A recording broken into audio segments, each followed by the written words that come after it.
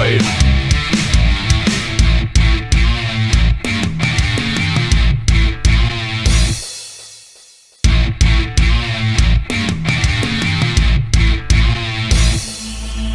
Deep fat fried.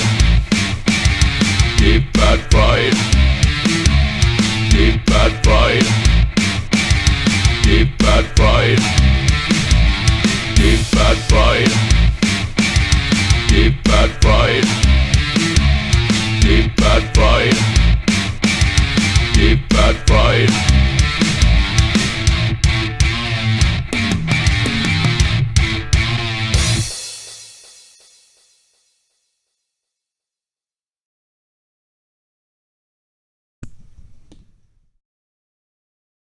Welcome one, welcome all to the glory that is Deep Fat Fried. Dun, dun, dun, I think we could just play that intro now and not do anything else and just call that an episode. That's what I planned to.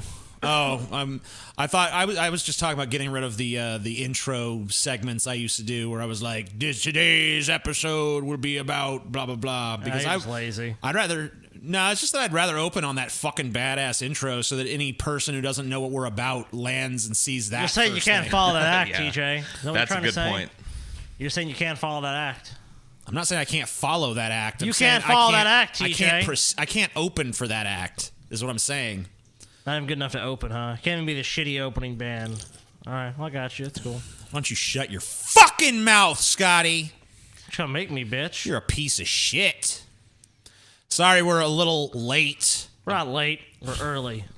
We're a little bit late because we were talking about the Holocaust and Nietzsche and Galen and other things. It's true. We actually were sitting around, like, getting the show together, and we got into a side conversation about Galen and Nietzsche and the Holocaust. Yeah, dude. And well, it's because Galen has this ridiculous position that Schindler's List is the worst movie ever. Hey, and our good friend Howard Bloom Yeah, dude. was on the Joe Rogan Experience today. Well, oh, that's right. You told me about that. Yeah, he was on there. And you said he talked his ear right off. Yeah, it was the same as it ever was for me talking to Howard. Apparently, there's a conversation between Howard Bloom and Jordan Peterson where Jordan Peterson can't even get a word in edgewise. That's awesome. Dude, I don't know if there's anyone that can get a word in edgewise on Howard Bloom. I've never met someone who can. I don't know anybody. Dude, a fucking Texas auctioneer. A lot of the couldn't get a top word in comments are like, this edgewise. guy is a total narcissist. And I'm like, yeah, that's fair enough. Fair enough.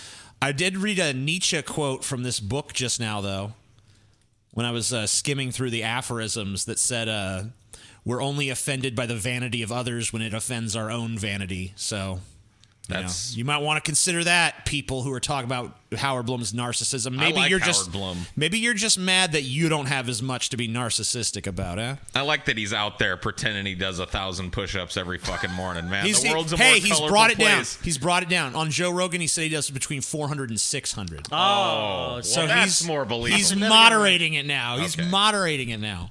You know, and he did the 400 push-ups claim. And the best comment though, and it actually ties back to this show. The best comment is, "Hey, Pauly Shore's looking a lot better than the last time he was on." 74-year-old Howard Bloom. I got to admit, he did look better than Pauly Shore in that chair. He always will, Yeah, too. Yeah, dude, he'll what are you never talking get to about? that point.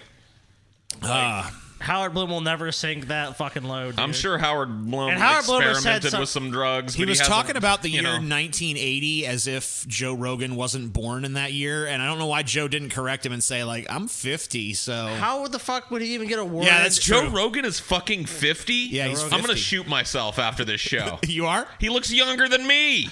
Fucking 38. I look like a haggard old man standing next to fucking Joe Rogan. Well, he's all muscular and bald and takes care of himself. I know Yeah. what he does. You know, he takes care of himself. You Blah, don't. blah, blah, blah. That's why. Oh, go to the That's how it gym, works, Paul. dude. Oh, yeah. You actually went to the gym for a while, dude. I did. I was feeling good. You know what, though? At that time, I was living in a building that had a gym in it. Yep. Yeah. Don't got that no more. I don't have that no more, so it's like I got to go across town to the fucking gym. Nope. Not Not gonna happening. happen. I mean, there's one right across the street from our neighborhood, but, whatever. Across town, sure. His mom didn't have a pool either, dude. Don't worry. Yeah, she didn't. And my mom never gave me the pool I needed to not be a fat tub of shit. Okay, all right, whatever. That's how that works. Okay, so today's topic is Something near to our hearts. something near and dear to our hearts, and the most interesting, I think, phase of the console wars. I mean, we still have these console wars today, but they ain't shit. I don't know about that. Pussy shit. No, Dude. What do you mean you don't know about They that? still bicker at each No, other. no, I mean, But it ain't like it was No, when the we top was one- kids, motherfucker. Dude, dude, Xbox versus fucking PlayStation was pretty intense. That ain't dude. shit. That ain't shit. I don't know about that, dude. That ain't shit. Blood Scotty's just believe what was you want. drawn in the early console wars. Yeah, man. they When's were the last brutal. time you knew how many bits your console was? That's true. I don't fucking have 8, any idea. 16, 32, 64. It said it on the system, dude. It Yeah. said in the title. Right on the goddamn 16 fucking bit. Sega Genesis. I'll even pull it up. Let's just pull up a Yeah, just picture pull of a the picture of Sega it, dude. Genesis. I mean, it's like the most prominent. It's bigger than the logo for Sega or the name It's Genesis. letting like you know. 16-bit. It's not bigger than the name Genesis, but yes. Well, it's pretty close. Yeah, it's look at it. It's more prominent. I see that 16-bit before I see the Sega Genesis. look at that. I know what I'm looking at. And it's funny because, no one today, no system is bragging about its bits anymore. Nope. No one gives a flying fuck about bits. It was just a metric that people could identify that this has more bits or this has All less it meant, bits. all It's it meant was marketing. our graphics are better, but they couldn't just say that. They had to come up with some way to codify better graphics. So they More just bits. decided more bits you got, better your graphics Because you can is. ask pretty much anyone, unless they have a computer science degree, what the fuck is a bit? And people are going to go, I don't fucking know. I know Who bits are knows? bits. Enough bits becomes a byte. Enough bytes becomes a megabyte. Yeah, but what I'm saying is that I don't know you if that's the explain kind what of the bits fuck a they're talking bit about. actually I is. honestly don't know what the fuck I don't a know. bit is. Even to this fucking day, you don't know what a bit is. But dude, when you were a kid, you were like, dude, it's 16 bits. 16 bits. So 16 bits! Dude, I had that conversation with my mom when I got the year that I got the Genesis for Christmas. I had that conversation with my mom. I was like, "Mom, you don't even." She was like, "You got that Nintendo?" Because I did. I had an old school. Mom, it only has 8 bits! Yeah. Yeah. And I was like, Mom, Yep. you need to understand something, okay? The old Nintendo is cool, but it only has 8 bits. Look right here, 16. It's double. It's Double the bits! good. God, dude, those fuckers in Japan just had us clocked. They're like, say more bit. Yep. More More bits. bits. More bits. And, of course, the other thing that Sega had it was bragging about was blast processing. Well, both of them had their thing. Nintendo they was like Turbo GFX or something. Yeah. That was like a later add-on, though. It was, but it was something that did occur. Right. Well, here's the. Let me show you the commercial for the blast processing. I Yeah, think let's it's take a kinda- look. It's kind of fun. We'll take a quick gander over at that there. This is the blast processing commercial. The Sega Genesis has blast processing. Super Nintendo doesn't. So what's blast processing? I'm sorry, the volume is kind of low. It doesn't. You should be able to hear it. You just Yeah, gotta. these are old crappy videos, so it's like, Whoa, Whoa. dude. hell yeah. Blast processing. Yeah. Oh, it's like a fucking rocket car, motherfucker. Yes! And, Faster! Hold on. Have blast processing? Uh-oh. Oh shit, dude. Super Mario Kart. Mario Kart, it fucking sucks. It's slow. Because, wow, that guy's eyes are fucking scary when You you just did a fucking- big rail. Yeah, he did. Sega! Dude, so, that legendarily shitty game, Mario Kart, Yeah, that was a terrible. piece Oh of yeah, shit. totally slow, not fun at all, man. That was Poopy, gay. boo! Boo, Rainbow Mario You know Kart. what was a Road, great dude. game? Echo the Dolphin. Everybody remembers Echo. Actually, Echo was a pretty cool It was game. good, but, But- it hasn't gone down in history Not the the way- cultural phenomenon that Mario Kart is. Doesn't really add up. Oh, man, yeah. Crazy shit. So, Paul, you were a Genesis kid. After the 8-bit era, yes. I never owned a Super Nintendo in my entire life. Blasphemy! Blasphemy. Me Yeah. and Scotty own both, and I think we You definitely rich fucks. played. Yeah, we were. And we I had a definitely- friend that was rich like you guys were. Yeah. Well, maybe not like you guys were, but had a lot of money. And so I got to play. His name was Tommy, and he always had all the new shit. He actually had did you guys have a Neo Geo Gold? No. He had a fucking Neo Geo Gold. What the fuck That is was that? like, it was the home version of the Neo Geo cabinet. Every game for it was $350. Wow. Big cartridges like this. It was badass. So I got to Crazy. play all these other shits, but the Genesis was mine. So let's so you preferred the Genesis. Mm-hmm. We preferred the Super NES. Now you didn't even have a Super NES though. So I had a lot of all my friends did though. Right, Nobody so in you- my friend group had a Genesis. But you so- know what, Paul? You never lived with it, did you? You never had No, that that's at true. home. You never That's had true. that where, like 3 in the So morning. let's take a look all at- summer vacation, whatever. You were never doing that, Let's Paul. take a look at some raw statistical fucking data on these systems, okay? All right, yeah. Now obviously these specs Tail are over tape is not good. No, not for these specs not for are a Genesis. fucking joke by today's standards. Obviously, we're talking about yeah, the early but- 90s here. It's going to clearly show you who technically dominates. But I mean, like, you can't, because I'd put the Super Nintendo or any of those classic gaming systems against the bullshit that these fucking kids is playing now. Boom. Get off my lawn! Boo!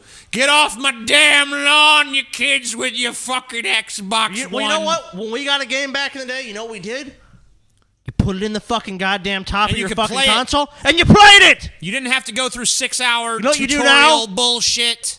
Oh, no, but... There wasn't 5 million Tutorial. cutscenes. Dude, TJ, it's It obvious... was a fucking game, it's you obvious whippersnappers. You've not owned a console, really, and played games, dude, because now... You have to set everything up within the console ecosystem, and then you have to download updates for the game. Oh, it's horrible. Bullshit. Fuck You know what the today's tutorial gamings, used to dude. be back in our Gamings. day, guys? Gamings Play. is no good. You started playing the game and it whooped your fucking ass. And then you played it again and it whooped your fucking ass. And it did that until you beat it. That's how it used to work. Hell yes, Paul. Preach the motherfucking gospel, Paul's ego. Sick of this pansy bullshit. I am too, Hand-holding Paul. I am bullshit. sick of this horse Here's shit. how you this beat the bullshit. game. Here's how you block. You want to Fuck play you. in easy mode? There was one mode. Figure it out. Yep. That's all there fucking was, dude. Get good, bitch. Fuck you doing, TJ? I'm pulling up some GIFs. See if I can put some funny shit on you guys for my Wow. Don't amusement. fucking do it, TJ. You don't my fucking permission, dude. Yeah, Don't dude, fucking I do didn't- it, TJ. Wow, a Oh, well, that's MAGA okay. hat. Well, shit. Who that's wants the fine. MAGA hat? I already have a hat on. Scott, you get Thanks, it because dude. Yeah, there you go. And he's got a cock to the side, too. He's gangsta. MAGA. He's gangsta. Oh shit, man. Scotty, keep your head still, you son of a bitch. All right, I'm just putting it here. You can just fucking whatever. Scotty, you a Republican piece of shit, dude. That's fine, dude. I'm You've fine. always been That a hat is Republican piece of offensive, shit. sir. I'm offended as fuck by that hat, dude. Yeah, dude. Well, you know what? Build the fucking wall. All right, so let's take a look at some specs from these systems, as we said we were going to do before this weird digression into nowhere. These are some of the specs. Hardware, you see, this is the SNES column. This is the Genesis column. So CPU, actually better on the Genesis. Boom. Ah, whatever. Story over. Look at that, dude. Double the megahertz. Double the megahertz. Yeah, but look at Well, a let's look at puny 1.79 megahertz processor. let's look at Well, that's every. the minimal. There was a varied range. It could go up the way to 3.58. Hold on, let's go ahead and look at literally every other stat.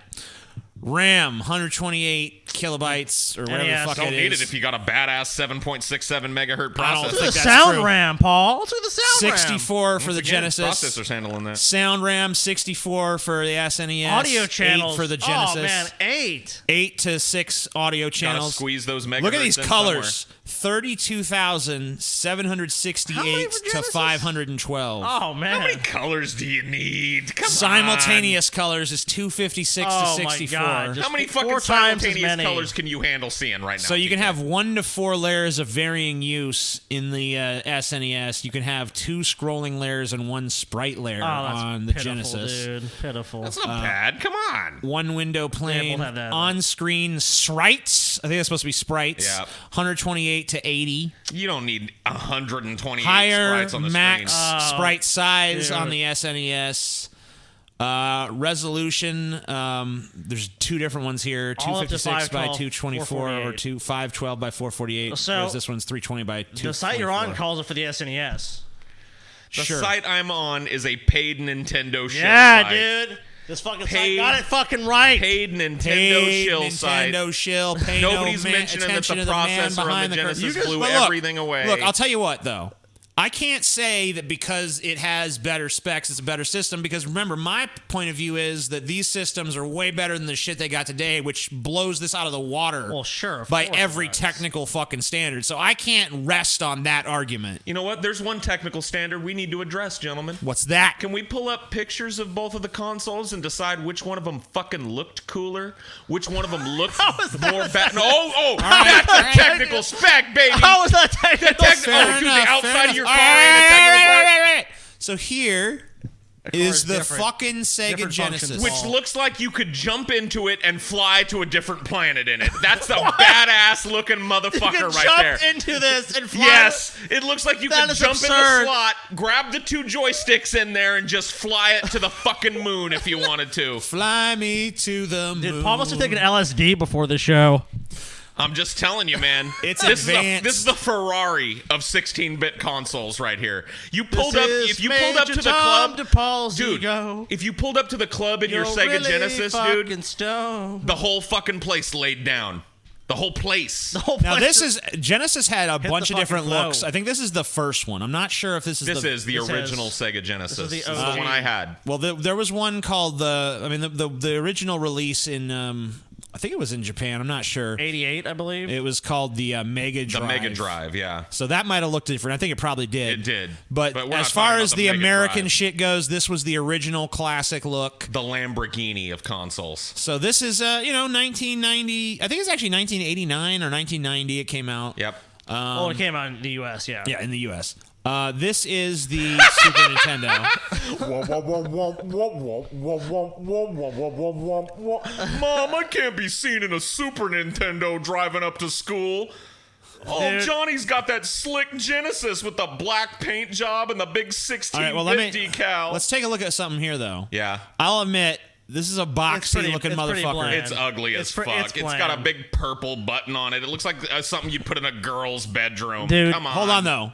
Let's look at these controllers. The controller, though, does go Because for look the at this. SNES. This has two of these. It has the L and R fits controller. right in your fucking hand, dude. It's way The more buttons are- ergonomic. Yeah, the buttons are And way this button scheme it organic. uses is way more like what they Dude, do it today just- with controllers. It just worked, dude. The Then buttons this just 3 work. buttons No, in a row that shit. 3-button shit sucked, dude. That D-pad. This D-pad also. Think how you're gonna hold that, Paul? Your fucking thumb is gonna be stretching to hit that last fucking button, dude. Not mine. I got big man Oh, hands. whatever, dude. Sega Oh, Genesis, whatever, the big dude. man's This- console. The big man's. Yeah, The they give you a big big boy man controller, not this Oh, the tiny big little boy, fucking... dude.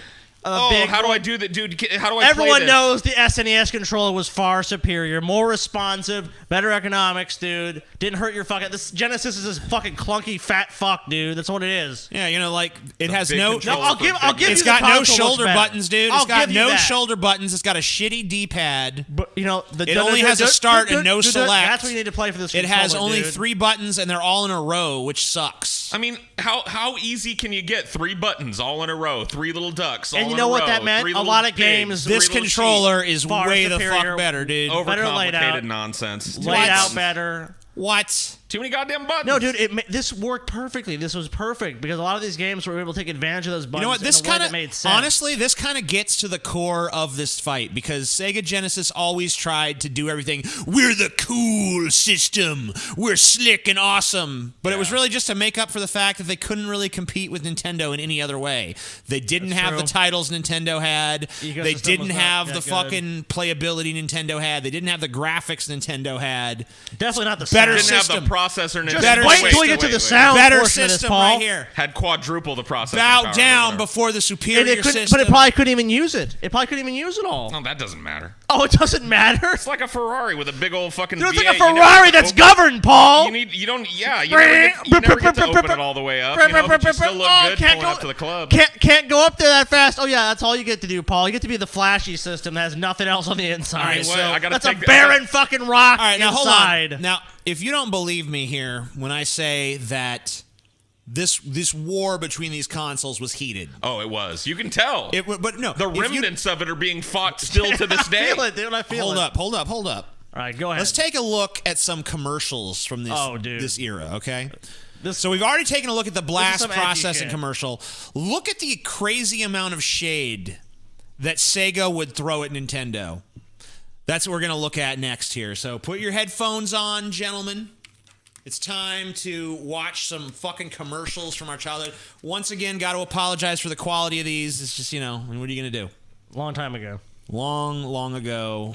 It was long ago. It was far away. None of these companies, I think, are altogether too proud of these, so it's not like they've released them. Yeah, they're not like, hey, watch our classic commercials again. All right, so look at this. Gotta go. Hey, guy, you're the first serious gamer I've seen all morning. Check this out. Brand new 16-bit. What is this fucking subtitle shit? What is this? It's YouTube. You've got subtitles turned on YouTube. Gay. Lame. I don't, though. Oh, you don't? Thing. Oh, No, maybe they added it. They added it. Whatever. It's Super Nintendo with Super Mario World. Wow! Oh, what's this one? Super Oh, this is World. Sonic the Okay. Hedgehog Delario. from Sega Genesis. Hey, look at these radical colors. Wow, Sonic's fast too. Yeah, he is. Over here. I like Genesis, and it costs a lot less. Wait, kid, that game I'll there. take Sonic and Genesis. I knew that. Sonic the Hedgehog. More action, more speed. Sega Genesis. So So for those of you who were distracted by these fucking terrible subtitles that I also hate and I'm going to try to get rid of right now. Let's see. Disable. I don't want them. Go away. Delario. I don't want to hear about Delario, but what happened in that commercial? The 16-bit revolution. What happened in that fucking commercial was the sleazy salesman was trying to sell the Nintendo. Because I guess he's a Nintendo Yeah, shill. he's like, hey, look at the Super Mario Brothers, but there happened to be a Genesis right next to it, and the kid was like, gee whiz, what's this guy over here? Wow, Sonic is fast. Well, that was a big thing about Sega was it was faster, so they always tried to push that. Because I mean, that Sonic is the best. Is pretty much one of the greatest, fast, super platforming type games where you just jump around. I'm not super speed platformers. Dude, the first time I saw a Sega Genesis, I was floored. Like, the first time I saw Sonic the Hedgehog being played on a TV, it is. I was floored. And, like, you don't really see the difference nowadays. But you have to remember, Genesis landed before the Super Nintendo. Because before then, before Sonic, you'd never seen a game where you could move that fast. No. And not it only was that, but the mind-blowing. graphical fidelity But it and the worked. colors and the sounds, it was all such a huge step up from the 8-bit era. Like, Sonic looked like a real character you were controlling, and it's hard to impress upon people what a huge leap that was. But I'm telling you, dude, as a kid, and I was right in the target demographic of this when it came out. 91, right? Yeah. I would have been 11 years old. I mean, they were speaking to me. I saw this game being played at my friend's house and was like... Did you guys notice notice how the kid bought that at the end? He's like, I'll take Sonic and the Sega Genesis. Not Mario and the Super Nintendo. So it's basically like, you notice that there's a sub-rivalry here because both of these companies kind of had their flagship But you know character. what, too? Here's a big difference. And- Was Sonic included with the system? I think it was in some Yeah, it versions. was. Was it? No, Yeah. I'm pretty sure you had to buy Sonic separately. No, Sonic the Hedgehog was included. with Bullshit. The original. It was. Malarkey. I'm pretty sure that Malarkey. I'm pretty sure it was. was included. Look, at I least in want- some Look, they're versions. telling you right there, $149 for Sonic. Yeah, and the you console. get Sonic as well. And the I the don't thing. think And this so. was And a- you did I think get one you of the got first commercials. You got Super Mario when you bought. I was SNES too young to have bought one of these, so I don't remember. But I know with the Super Nintendo, you got Super Mario World. I mean, pretty they, sure they you got- established that So, standard. since we the Nintendo, the original 8-bit Nintendo launched with Mario Brothers. So it's Right, like if you right, launched a system that didn't come with a Damn. game, you were dead in the fucking. They had to let's fucking. take a quick look at that they had- rivalry for a but second. I think it's funny though they had to What? fucking give it such a discount. The Super Nintendo was still outsold it, and it was cheaper. A lot of people, like I sold it to my parents. Well, hold on. based We're gonna that, get too. we're gonna get into sales later. Shut All right, up. fine. We're going into the Sonic versus Mario thing for a second. Sonic Actually, versus Mario. let's watch a few more of these commercials, then we'll get into that because there's a Sure. few more in here. So let's take a quick look at some more. It's a whole lot more for less. Sega introduces Spider-Man with real web-slinging action. Real web slinging action, New Streets motherfucker. of Rage. You control 40 incredible moves. Genesis. That's an Hold, awesome please game. hold your applause till the end. Sorry. Didn't realize there was a no head banging Sega clause. Genesis gives you more real villains, hot graphics, and killer two-player action. Genesis. Whole lot Killer. more.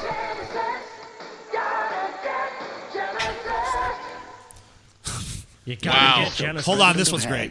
It's bad enough that Sega Genesis has the most 16-bit games, but this new Sonic the Hedgehog, oh, he really does my doilies.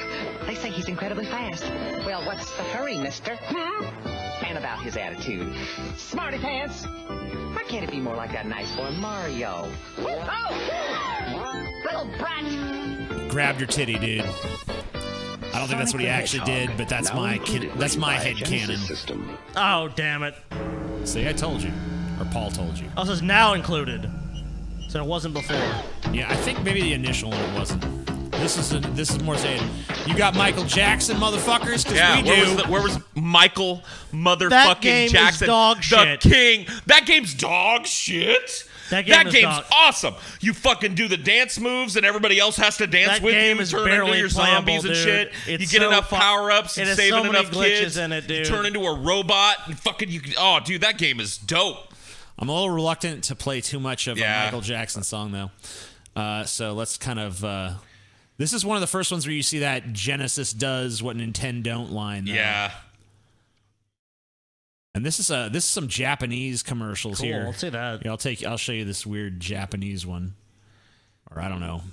Here's it is. Genesis does what Nintendo don't. Was there a sicker burn during the console wars, dude? Yeah, Has there been a sicker burn since? There was the sicker burn of Nintendo going on to be a solvent company and Sega. That's not a burn. To still be a That relevant company in 2018. I'm talking about the roast. Because you know what, though? The art of the roast. Nintendo never resorted to this, like, fuck Sega shit. Because they just had this air of, They were like, just better. We are superior. We need not address the Genesis. It is garbage. They just didn't and have they the won, balls. and they ended up winning. So They time just didn't told have the the tale. balls to step up to the Didn't plate. have the balls. They didn't need the balls because they were already on top, Paul. The Genesis system by Sega. The fucking king of the mountain doesn't need to go down to find the logo.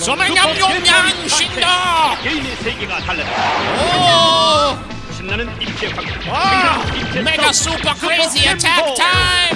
Boom! Epilepsy not included. Single Mandongoi! Wah! I need to stop this racist impersonation, sorry. Whoa, TJ, come on now. Win, to be number one, and to have fun at the same time. Whoa. Merci me going game Bobador. And the challenge. Ayrton Yeah. Senna Super Monaco GP. So it was just some fucking celebrity endorsement. Look at that Nintendo nerd. He needs All right. to earn the respect of his peers. So he gets the special Sega Genesis fighting system. It comes with Streets of Rage 2. He saves $40. He gets more moves. He gets more control. Now things are pretty much okay. I said chocolate chip. Say it. Say it. Is this the commercial that sold it to you, Paul? I'm just wondering. Maybe. It might have been. Dude, No, this I is the had Edge- one before This Streets is the of Rage. edgelord system, if there ever was one, dude. Oh, it was. And I love it for that, dude. It had all the fucking good games, all the blood, all the guts, all the gore, all the tits and ass And this was- vagina. This was totally how they sold shit to people in the 90s, too. It Let's was take like, a look at some of their competitors' commercials. Let's see what. Well, the hat commercial especially was like that. You remember it was like everything was like adults are lame. They try to talk down to you, but you want to do what's cool. yeah, I mean, yeah. like they even had like a ripoff of the Dana Carvey church lady telling you like, oh, this Sonic is I don't fast, approve too of this. fun. I like that she was I'm like, clutching my pearls now. she was the head of an organization called HAG. Yeah. Humans Against Genesis or whatever the fuck. Something like that. Yeah, it was horrible. Anyway, so let's take a look at some Super Nintendo commercials. I guess I should full screen this. I just feel that, TJ.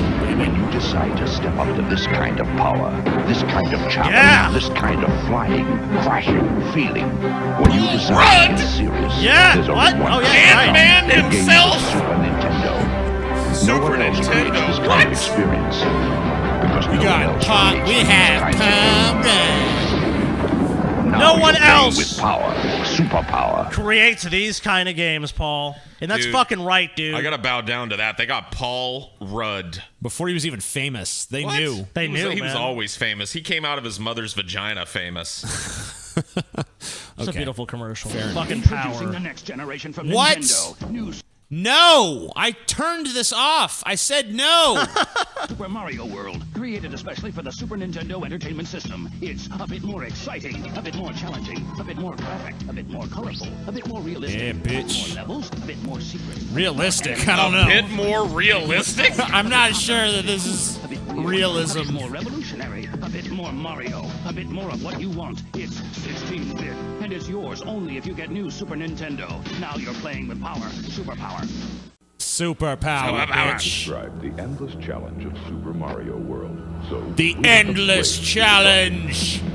Super Mario World cannot be defeated. Would you nut, but she keep on sucking? Yeah, look at these fucking faces. Super Mario World is here. It's one of the new generation of Nintendo games. It comes only It with is Super the Nintendo, ultimate and it's game. like nothing. No game can compare. So wait a minute. That was a selling point to them, so it's going to make me make dorky faces? Yes. Yeah, let me run out and get one. You're going to make the O face, dude. It's going to make you know cum. what, Paul? But look at that fucking library, man. I mean, look at that library. It's got a good game. library.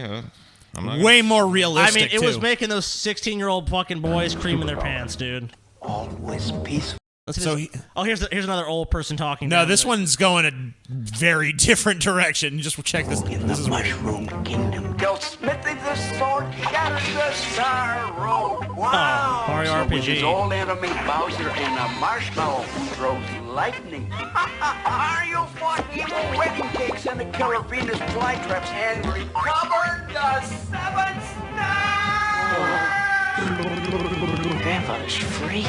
Super Mario RPG, only on the system that keeps on kicking. Super NES. Dig it? Wow. All right, there's one more. This is 20. There's 20 minutes of this, but there is one that I definitely want everyone to fucking see. Yeah. Because I think we watched this a little earlier. When we were yeah, this is it. Hold on. This is the craziest ad ever. I've never this.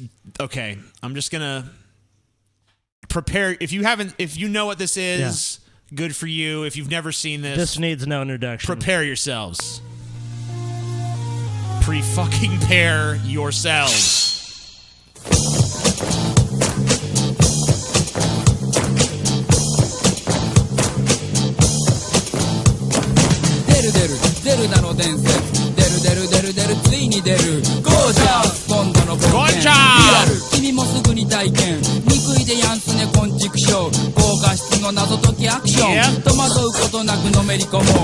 Yes, indeed. Oh, it gets so much better.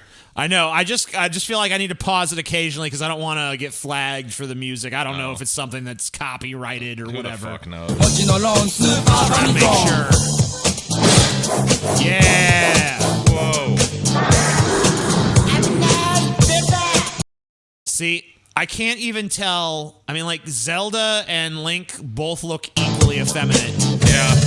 I mean, it's like... And Gandalf is there. It was ahead of its time, dude. Dude, that was a Wizrobe.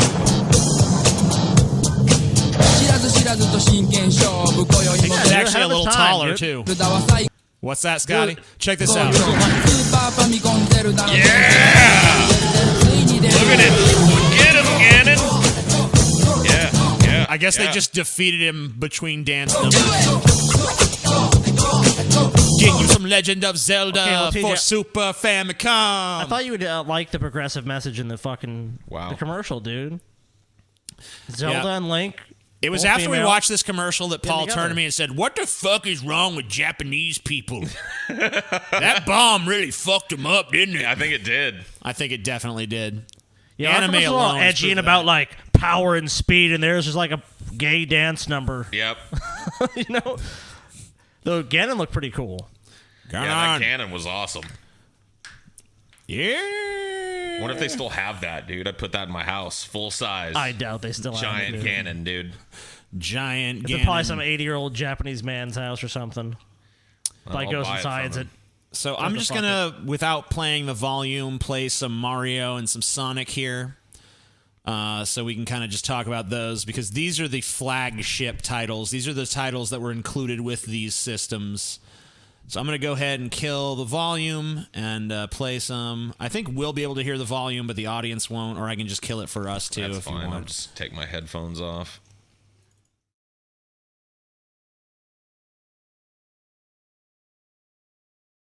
Yeah, so this is the flagship title of the. Obviously, Mario at this point had already had several games under his belt for the original. He was already NES. huge. He was already a very well-established Mario character. was bigger than Jesus Christ. Yep. Bigger than Jesus. Had a major motion picture. Well, let's not just talk too much about that. Come on, I guess. Let's forget about that. Come on, we got to talk about No, I'm good. I kept hoping Dennis Fuck you, Hopper Paul. would make an appearance in this game. How many fucking Genesis games are there, Paul? I mean, there's a lot of Genesis games. No, excuse me, that were made into movies. Oh, probably none. I mean, there might be some games. I mean, based off I'd of rather movies. Mario was never made into a movie than the movie it was actually made into. Fair enough. Yeah, this is just a montage of all the castles and stuff. Obviously, if you're a fan of Mario games, this one's really one of the also best. for the reason that it was given away with a lot of systems. I think there were other packs you could get that didn't have Super Mario World later on, but this is the top-selling Super Nintendo game. I mean, this really stuck with the trend too. Mario is super upgraded in this. He's got a lot of moves in this that he feels very familiar, while at the same time just adding functionality to him with the new controller and everything. Didn't they give all the bosses in this game too? The names of musicians. Yeah, musicians. Yeah. Like, that was like Iggy, so from Iggy Pop or whatever. Yeah, there was all of Bowser's kids were named after famous musicians. Yeah. This is a really fun game. A lot of secrets. Really great replay value. When you come, the differences between this and Sonic to me. Obviously, this does not have the raw speed of the Sonic. No, it's games. nowhere near as fast. No, I think the platforms are better. I've always liked Mario's jump control way better than pretty much any other fucking platformer. Tons of secrets, tons of special abilities and stuff. Which one do you feel is more challenging, though? More challenging? I mean, it's kind of hard to say. I think Sonic I never really played as much, so I never beat Sonic, but I don't know if that's because it was harder or because it just didn't captivate me as much. Yeah. I mean, I enjoyed playing it, and I got pretty far, I think. I think it's a big part of that, too, is that you like games. But I mean, the thing about this Mario is it's actually quite a bit less challenging than the one that came before it, Super Mario Brothers 3. Yeah. The difficulty on that was crazy compared to this. If you play the Japanese version of Super Mario Brothers 2, that's a difficult fucking game. I mean, the American version's no slouch either, but the fucking Japanese version is fucking crazy, but it basically looks exactly the same. I was going to point out that you probably like this original game because it Mario. was slower, too. I mean, obviously there's a time limit, but that very rarely comes into play unless you're just not very good. Yeah, I mean, like, the difference between them, as far as I understand them, and I beat all the Mario games up through 3, I know for sure. Yeah. Same thing goes with the Sonic games. I beat all the Sonic games up through Sonic CD. And as far as challenge goes, honestly, I feel like they're pretty equivalent. I mean, I might say that Mario's a little bit more challenging because it requires more precision platforming. And that really is the difference to me between the two games, is that Mario's more of a slow, contemplative precision platformer. And, Sonic is more of an action platformer.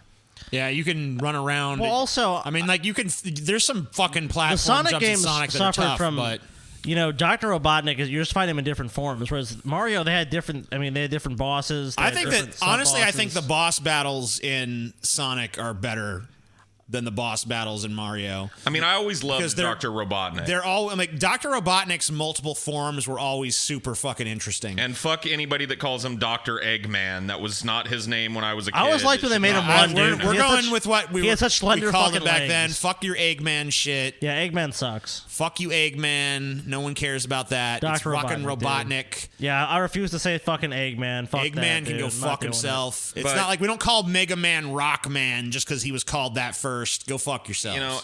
Eggman was kind of like the the Dr. Wily of this Sonic universe, but he was always fun because he's such a big fat curmudgeon, but every time you fight him, he's got some new wacky machine that he's invented. No, see, honestly, I felt like I mean, a lot of the Mario boss fight mechanics, especially around this time, were just like Jump on their head, dodge all the them time. until It you was very can basic. manage to jump on their head. Whereas there was a little bit more creativity in the Dr. I think there Robotnik was- battles. I don't know. What about the level design? I would say that I enjoyed the level design more in Mario, but It's definitely more intricate. There are more paths. Well, because Sonic made it so Sonic fast. had a lot of paths, but like he goes so fast that you're just kind of like, it's almost like happenstance where you end up in the level. Yeah, I mean, you would really like. I played a lot of Sonic, so what I would end up doing is you end up going back through a lot slower, and that's really where Sonic starts to show its weakness for me. Compared to because Mario. it's designed to distract you, like, oh my god, so fast. Well, that's all the marketing. Blast processing, fast. Oh, Mario looks slow and boring. You know, in these Sonic games, especially the early ones, you want to go and find all the little hidden areas of a level, but in order to do that, you have to do a little bit of precision platforming, and Mario is just way more, or Sonic is just way more slippery than Mario is. Yeah, because he's designed for Mario speed, has. not precision, That's so. what I'm saying is like I just love Mario's jump controls in these games. Apparently someone said someone should make a drinking game out of taking a shot every time I interrupt Scotty. So I'll try not to interrupt Scotty in the future. That's not but gonna happen. You know what? If I don't, he'll just blow V8 forever. You know, unlike me, I show restraint. Gotta tremendous stop restraint. my bloviating for your bloviating. And Paul shows even more restraint. You know. He's very restrained with his speaking. It's amazing he's. Oh yeah, I'm a shrinking violet. Yes. Well, you're both loudmouths. So You're very demure, Paul. You're very demure. Oh, dude, TJ will always do that to people, though. TJ like won't shut. There's times you can't get TJ to talk, but if you do get TJ talking, he'll just interrupt you. That's why we just need to get Howard Bloom on here. Oh yeah, he'd dominate us all, so that we can learn what it really is to not be able to participate in the conversation. But yeah, Mario. So let's take a look at Sonic. We've kind of gone through the Mario stuff. I mean, we talked mostly about Sonic while we looked at Mario, though. Is there anything else you want to say about Mario and why you loved it? I like that you could change Mario's abilities. Like I don't remember Sonic. Yeah, I like the robustness of the abilities he has. I like the precision of the platform jumps. I feel like it's a lot more well thought out of a game. I mean, there are you can just Sonic tell that a shines. lot more effort went into this than ever went into the Sonic games. I don't know. It's a way bigger game in my mind. It's not. I mean, there's a lot to explore. There's a lot of secret areas. There's a lot of secret abilities. There's just so much to it. Sonic is a little bit more direct. It's like this level and then this level and this level. There's not a bunch of secret hidden levels you can find and shit. Maybe there's some. I don't know. That does actually. I mean, Sonic became a lot more like Mario as it went along. I think intelligently, Sega started borrowing from the structure of Mario, in that it became more about, like you said, the more expansive levels with more secret areas and more paths through them. That all culminated in like Sonic CD, where like every level had 3 versions of it. There was the present, past, and future version of every level with its own unique soundtrack and path through. Cool. So, but yeah, it was definitely way more Mario-like as it went on. Well, let's take a look. We're just comparing these original 2 games because these games were really used to push these systems, as we saw in that advertising. So let's take a look at Sonic here. This is a speedrunner doing it really fast. So obviously this guy is going to be... I mean, he's going to show off exactly what made Sonic different. Yeah, I mean, I think it's appropriate to have watch a speedrunner play this game because this game is all about speed. Yes. So this is not even the best Sonic game, in my opinion. No, I mean, it'll always have a special place in my But this heart. is the one that is all about... This is the one that sold the system. Yeah. That's why we're looking at these 2, because they were instrumental in... So, I mean, look how fast this is going selling compared to these Mario. fucking systems. And to I mean, people. those loops and shit were so cool at the time. You'd never seen anything like that in a game. I mean, Mario wasn't doing fucking loop-de-loops and twisty turns and shit. I mean, this is why this is all about speed. I mean, look, he cleared the level in 25 seconds. Yep. And I mean that's not, I mean, he's a speed runner, but that's not unheard of for just a casual I mean, that's player. not... I mean, for this level, that's not that hard. Yeah, I could probably do it 25 back in the day, even. Oh, I'm sure. Yeah. I mean, I don't know. Not too much longer, anyway. Yeah. But yeah, this is... Yeah, I mean, like, the thing that's just remarkable about it is, like Paul said, like, the speed was trippy at the time. You know, like, you didn't... There was, like, you'd never seen anything and like this before. Here he is with the shoes power up, so he's even faster now. I mean, this kind of speed was absolutely unheard of at the time, and it looked so cool for its time, too. But you can see a lot of the weaknesses. The backgrounds, I don't think are as rich. Oh, they're not. The mountains back there, you're kind of. But you're not supposed to. I mean, like, unlike with the Mario game, you're not supposed to be super focused on how it looks beyond just like it's fast. Like Look, they look, sold go, almost go, everything go, else go, go. out for speed, though. That's how I feel about this system. They Skip ahead a little bit so we can see like some different. Let's take a look at some levels different and stuff. areas. Sure. Go a little bit fucking past here. Labyrinth. Oh man, this one was an ass fucker. See, here's a weakness of the Sonic games, because he'll probably make this look real super simple, but it's not. But this level was like this whole series of levels was like a fucking maze. It was horrible. Well, it's called Labyrinth. I mean, yeah, it's supposed to be, but I mean, it's just terrible. Like the underwater floatiness and the constant need to be looking out for air pockets. I gotta say that I fucking despise the the underwater shit in Sonic. It was so poorly done. I mean, it fucking sucks. All of its problems are magnified because it's like Sonic, but slowed down to Mario speed. Yeah, but without the precision. When Mario's in water, Mario can fucking swim. Sonic just walks. Yeah, he just walks slower. Yep. It just slows him down, which is the opposite of what you want from one of his games. The way this level looked with this guy doing it is not how it goes for most people. Oh, they just get worse too. The first zone isn't that bad, but like by 3, this level is just insane.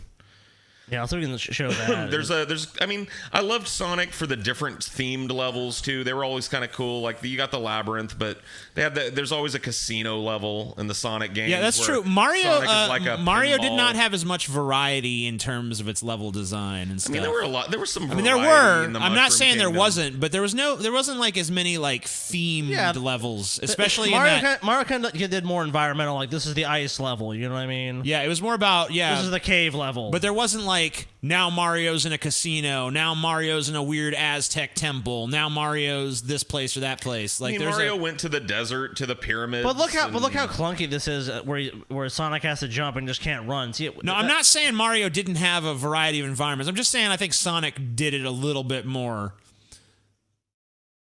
I mean, it just seemed I like Sonic's levels. It's one of the things that I always loved about it. I mean, the design is good. Yeah, the design is cool. I mean, every level has a cohesive feel to it. Oh, shit. Yeah, there he is, the man himself. The man of the hour. And he's smartly not hitting him here because it makes it quicker to get up this. Like, if you actually bump into him, then he accelerates off the screen and you get less hits, so... See, the ring thing was kind of annoying, too, because, you know, like, you had to fucking always have these damn rings, and you got hit by shit, and be like, oh, now you need another ring. Yeah. I know Mario was different, but Mario actually had, in a way, you had more hit points, because if you had a special item... Yeah, like Mario's health was never tied to the coins he collected, you know? Yeah, but I mean, if you look at the coins and the way they work, it's kind of the same. Like, Mario had 2 hits, basically, if you had a mushroom. Right. Yeah. And then, you know, if you had any special items, well, Sonic can recollect some of his rings when he gets hit. Right, sometimes. So he gains back that hit point. Well, I mean, if you're smart, if you get hit... I mean, there's sometimes where you just get hit in a fucked up way everything. and you just can't get the fucking ring. I mean, but for the most part... Yeah, usually you can get at least 1 or 2 back. But here's a perfect example. Look at the background on this stage. I mean, this is just nothing. It's just the stars, yeah. Yeah, it's really just... Very simple. Yeah, it's just a little bit too... I mean, like... Now, if they'd really made it more detailed, and I get it's trying to be fast, but this is just lazy. This is just like black and putting some white dots. I mean, it's a matte painting back there, so there's like a little city down below. But I mean, yeah, it's definitely nothing super impressive. It looks like something you'd see on the original NES in terms of graphical fidelity. And I just felt like when you take Sonic outside of the speed element of it, you just don't really have as strong of a game. It's not a bad game. I'm not saying it's bad. I just think Super Mario World has way better replay value for me personally, and that's the one I enjoyed more. I liked Super Mario World better at the time. I haven't replayed the original Sonic in a long time. I have replayed Super Mario World pretty recently. I mean, it's still my favorite. It's one of my favorite games of all time. Well, I got that fucking Genesis console. Scotty got me one for Christmas, and I can't get it to work on my fucking TV. That's sad. For the fucking life of me. I'm going to bring it down here and try it on this one. But I want to play some Sonic now. Just watching that makes me want to play some Sonic.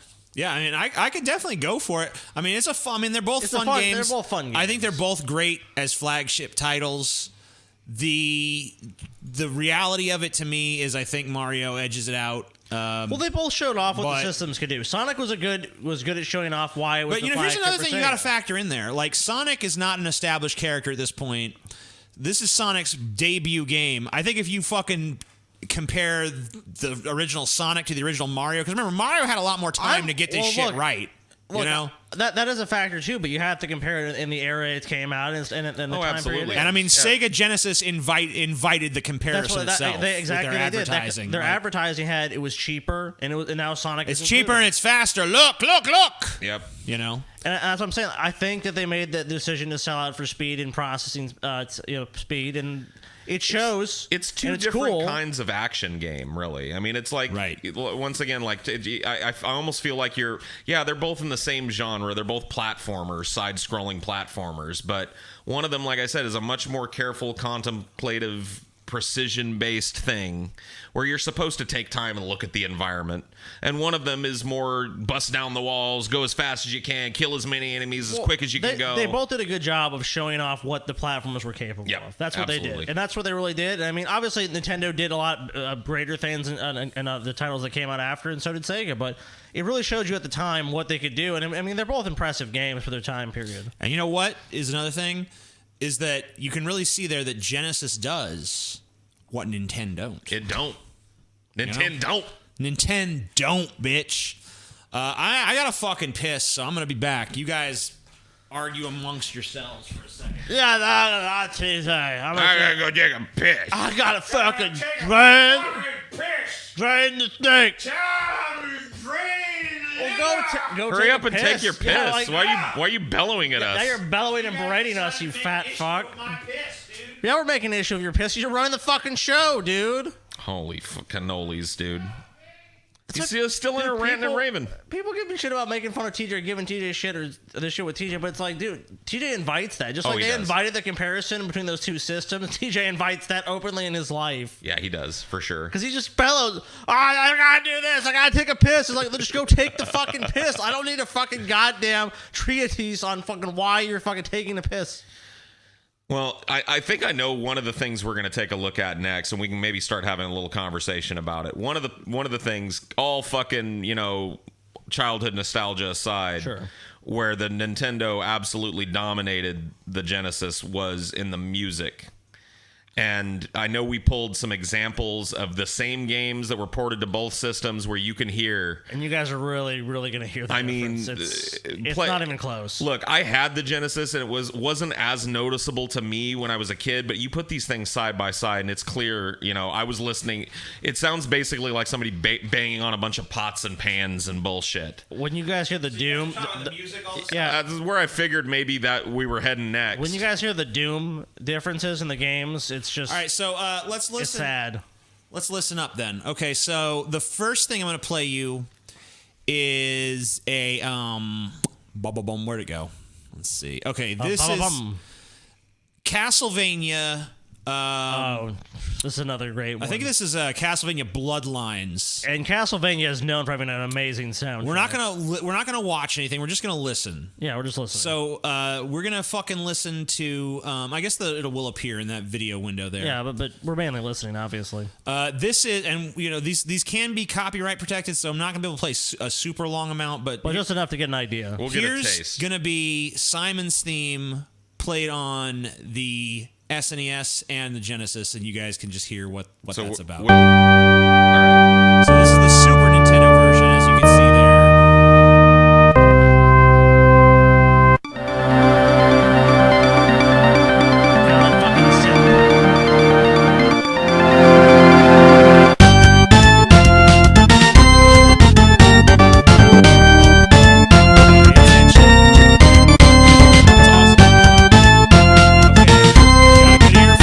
There you go. So now, I want to listen to no, this is a huge disappointment. Now it's time to listen to the same... So this is Simon's theme on Genesis. Yep. I'm going to warn you. It's really bad. The patheticness hasn't even really set in too bad yet.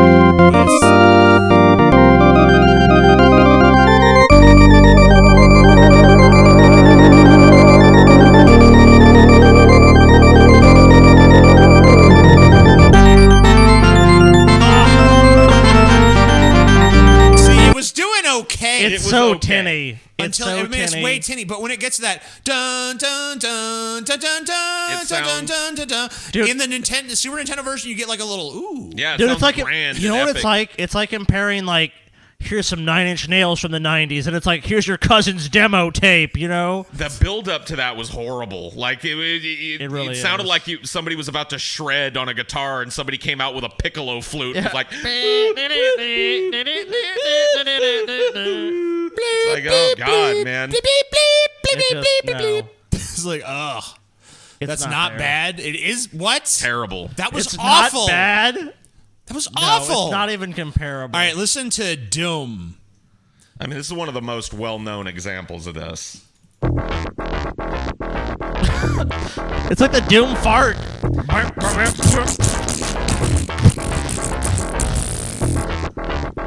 It sounds like it's farting, dude. It's a crying shame. This is so awful. No more, dude. No more.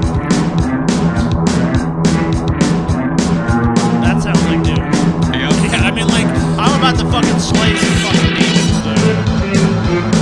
I mean, it's just like, it's not even fucking ballpark Not even close close. in this category. No. I always play thought the one- Sega version sounded like someone was farting into the mic, dude. It's like, I'll play one more version. This is a Street Fighter Guile theme, SNES versus Genesis. Like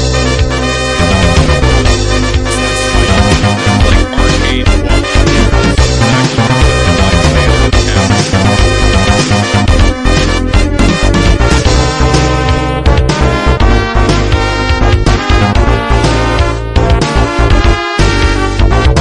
All right, so that's it there. Here it is, Genesis.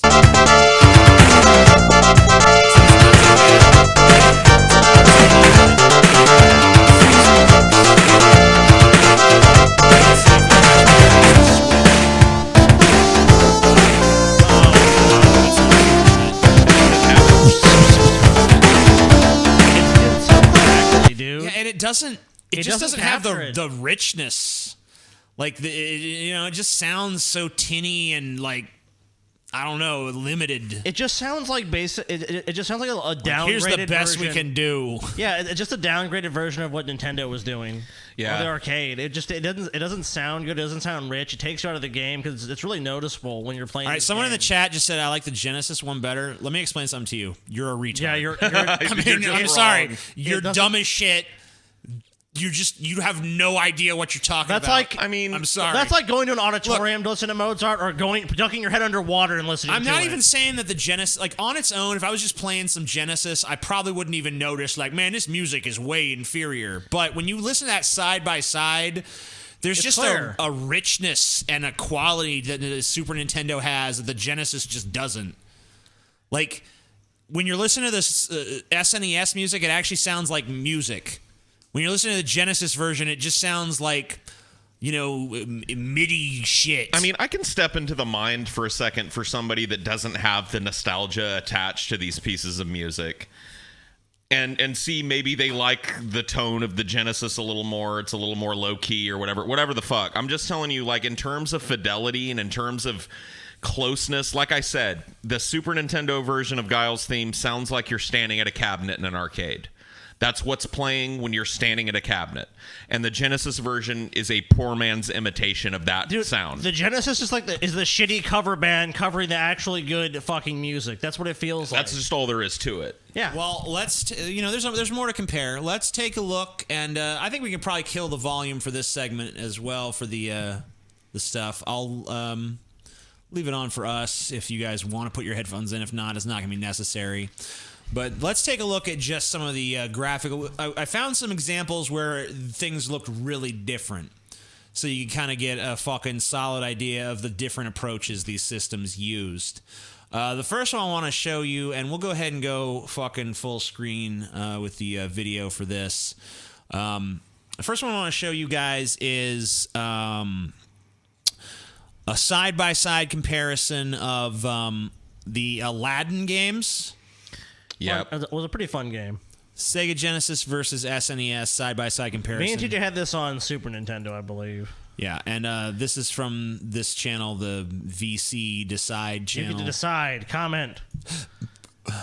So side by side, Nintendo is on the right. Now you see, this is not even the same game. There's different level design and everything here, so it's maybe not this was great really for common. direct comparison. This was really common with a lot of these games that were developed. They would develop one company would be hired to develop the Genesis Mega Drive version, and one would develop the Super Nintendo. And I mean, it's clear assets were shared between them. Oh yeah, they wasn't like they didn't have anything to do with each other, but clearly they went with different paths because. Right. Different functionality. The Sega had the functionality that the Nintendo version did. I don't even see, in this case, I don't really see what assets were even shared. The character design is pretty similar. But the jump, I mean, the animations for the jumps and stuff are not even the same. I don't remember there being a sword in the Nintendo There version. isn't. Yeah, that's what I'm saying. So that's a huge difference. There's no sword in the... Well, the characters, you know, like you have the life is the same. I think the apples are the same. The coins or the rupees or whatever are similar. Yep. So there are some things. There are some things that there's no score. There's no graphics. There's no similarity in the graphics anywhere other than Aladdin is using the character design of Aladdin from the movie. Sure. Yeah. So, I mean, I think Agrabah looks a lot better in this one. Like there should like in which one? I'm sorry, in the Super Nintendo one, because it's more of like a matte painting backdrop. You know what I mean? It's like they do with old. There's more of a flatness of the background in the Genesis version. I do like having a sword though. That is pretty cool. Yeah, I mean, I think Aladdin's character movements are actually a little better in the Genesis version. Yeah, it does look more fluid. But the backgrounds and everything looks... I remember when these came out, this was a big bragging point for Genesis owners because there was a lot of lip service, at least in game journalism and reviews and shit at the time, paid to how much more fluid the Aladdin animations look in the Genesis version. Yeah, I would say comparison. It's pretty clear. He looks a lot more like Aladdin in the Genesis version. I would say the character design in general is just better. The movements look better. Yeah, the movements are way better. The backgrounds in the SNES version look better, but who's really playing a game for the fucking backgrounds? Almost no one. Well, also, you have the factor too of that just playing. I haven't played these games on both consoles. The NES version is kind of clunky. The jumps are kind of clunky. It's hard to make a lot of these jumps, and the platforming is just off.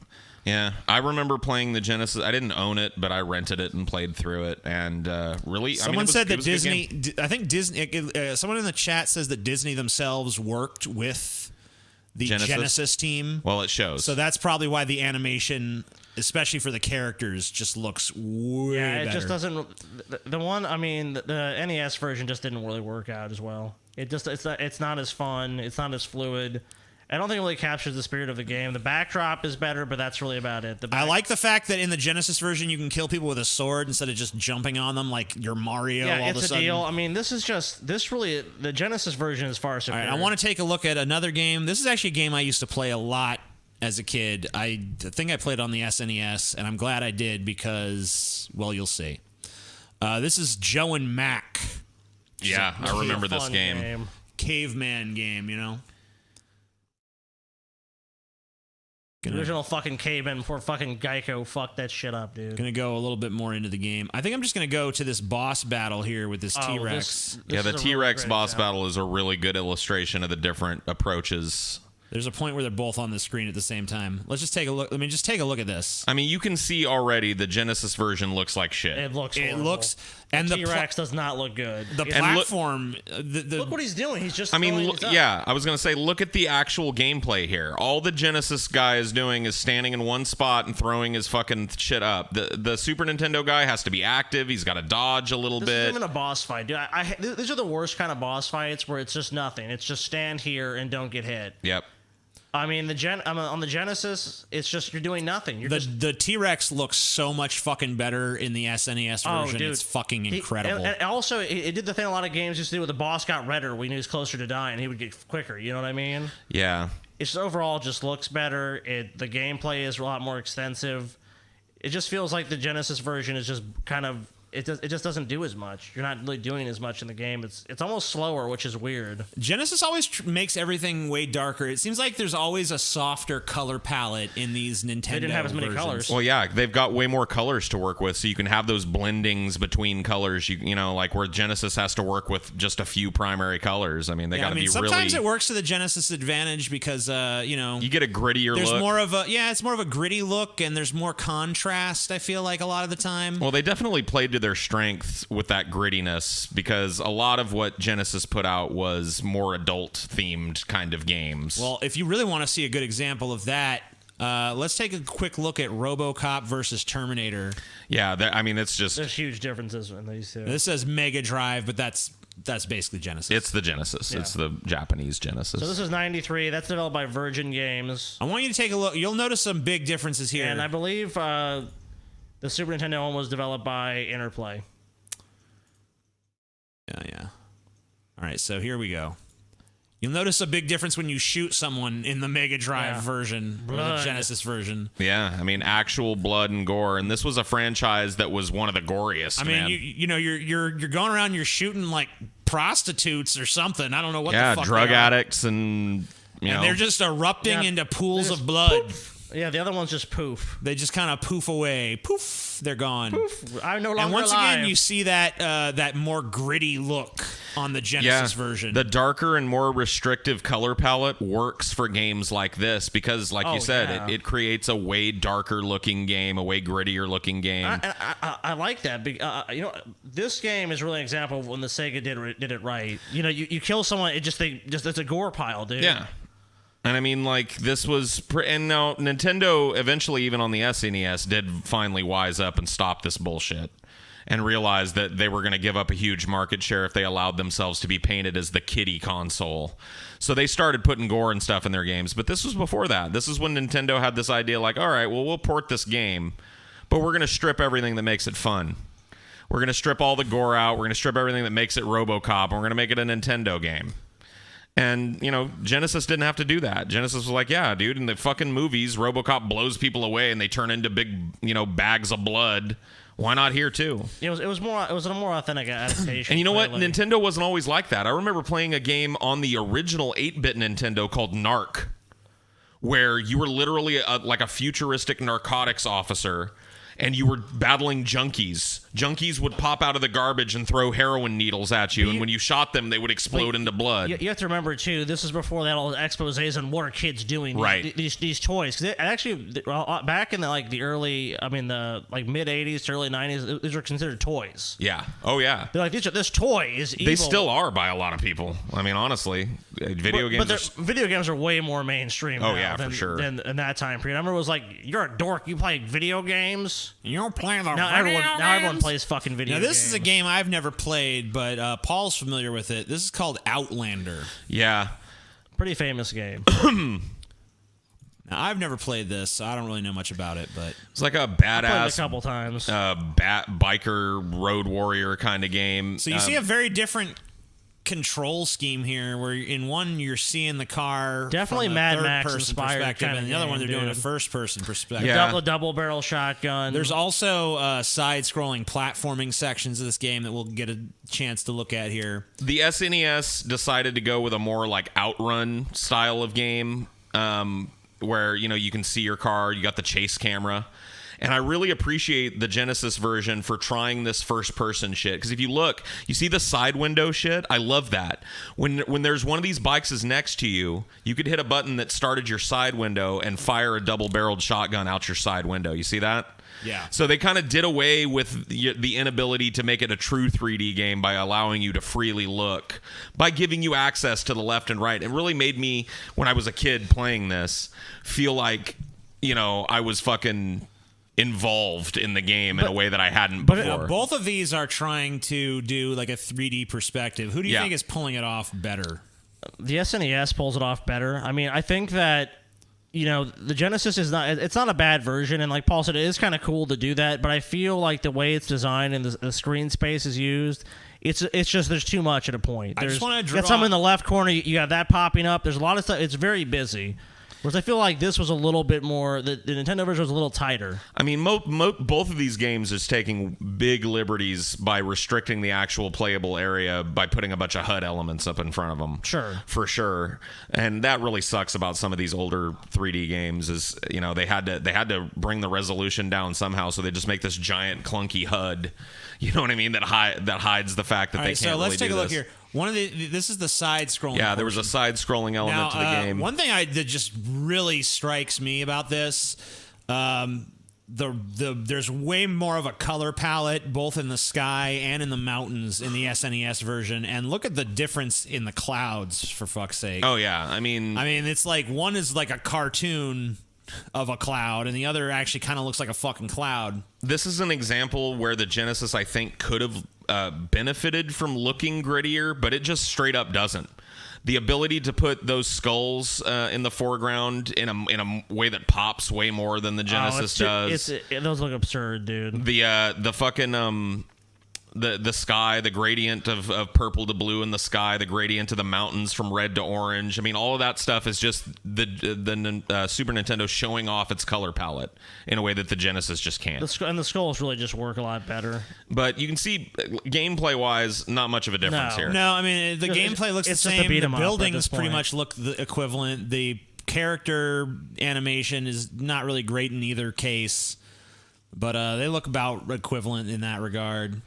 This is kind of like the clunkier kind of part of the game, to be honest with you. It doesn't really add much to the game. It's just walk forward and beat people up. I mean, this was a pretty ambitious game in that, it tried to be 2 or 3 games at once, It was this side-scrolling where you collect gas for your car so you can keep driving, and then once you've beaten the level and collected enough gasoline to fill up your ride, you get to your car, you jump back in, you're back into the driving That's why level. I felt it was evocative of like a Mad Max kind of thing. It was like, I kind of got what they wanted to do. They kind of wanted to, you're scavenging for gas, you're fighting these people in the wasteland. It was clearly a Mad Max inspired game. Yeah, so I mean, it's cool. I mean, it's cool for the time. Instantly. It's really cool for the time period, but I just feel like, I mean, they're both pretty damn similar, but if I had to give the edge, I'd probably say I would just enjoy the Nintendo version a little bit more. Yeah, it was probably way easier to control with the chase camera, which is why most games, when you're doing car shit, do that now. I feel like sometimes the limits of the Genesis played to the Genesis advantage because it forced them into these more restrictive color palettes. They had to rely more on kind of like this dark brooding. Well, you saw that with the grittier atmosphere. Games. It really worked with like Terminator versus RoboCop. But it seems to me worked. It seems to me like Nintendo, just in terms of like the colors and the textures and the richness of the environments, it just seems like pretty much in every game they won that fucking fight. Genesis really needed specific titles for it to pull it off and take and have the knockout, really in that category. They needed particular games. Now we're talking about like the speed of games, then Genesis wins. We're talking about the overall feel of the system and most of the ecosystem and library, then it's Nintendo. Now it's kind of important to mention too that Genesis came out first.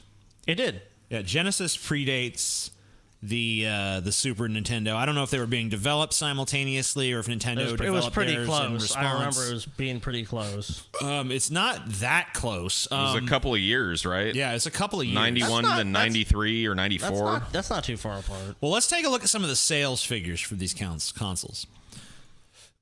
We got a few different charts here that are kind of interesting in terms of these games. Now, these are neck and neck here. So this cumulative is worldwide shipment sales outside Japan. Wow. This is the sales outside Japan for these consoles. Right.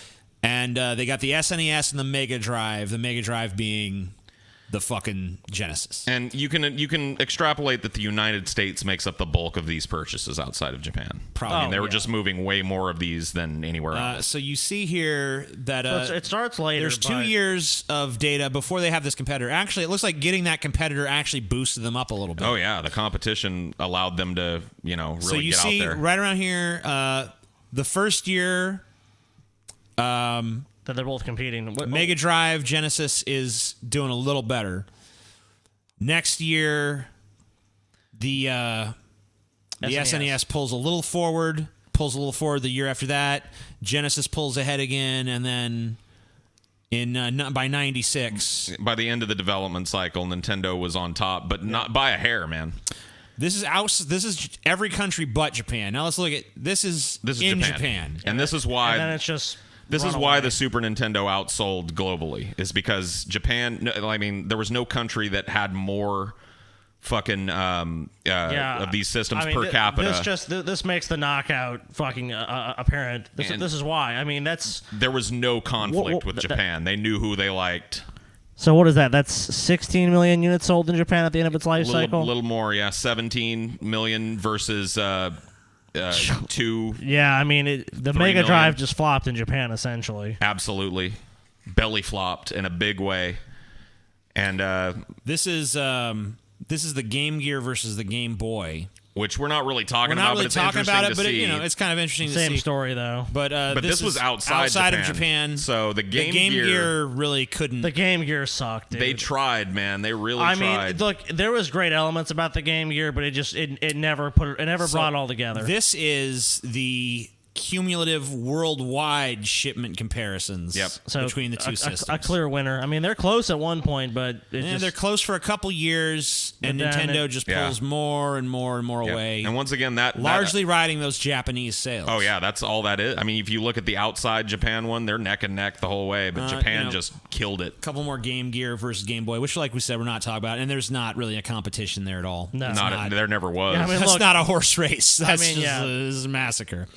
The Game Boy, maybe it wasn't in color, but it was better. So I don't know. Better games. I mean, yeah, the screen wasn't as good, but it lasted a lot longer. I mean, like, the problem to me is when you look at Nintendo, they got Mario, they got Metroid, they got Zelda, Legend of Zelda.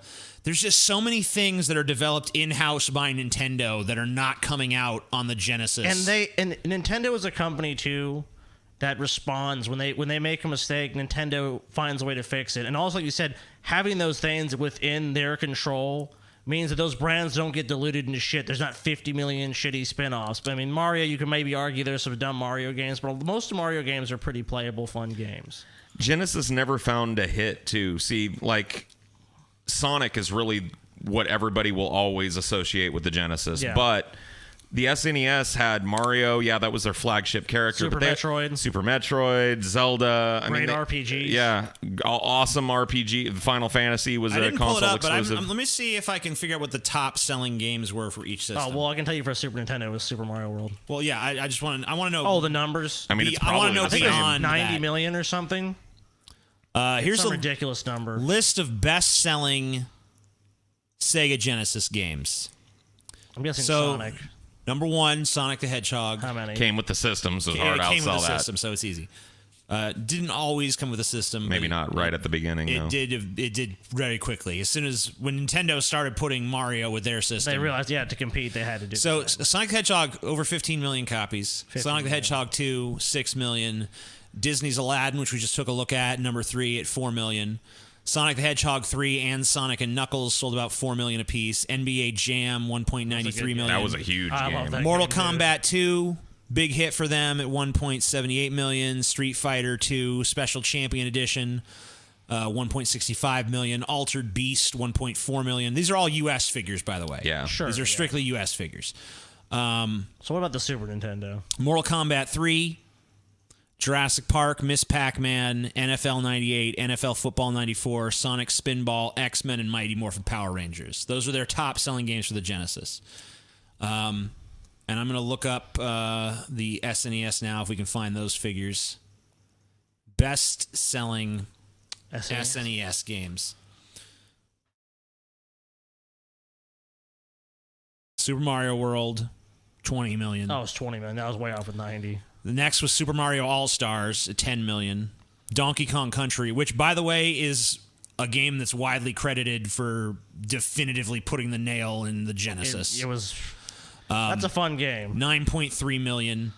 Super Mario Kart, 8.7 million. Street Fighter 2, 6.3 million. I mean, it's not even close. I mean, all of the systems might have been close in sales, but it looks like the Nintendo games sold a fucking lot more. Way more. Well, it was just because they had better games. Donkey Kong Country 2, 5.1 million.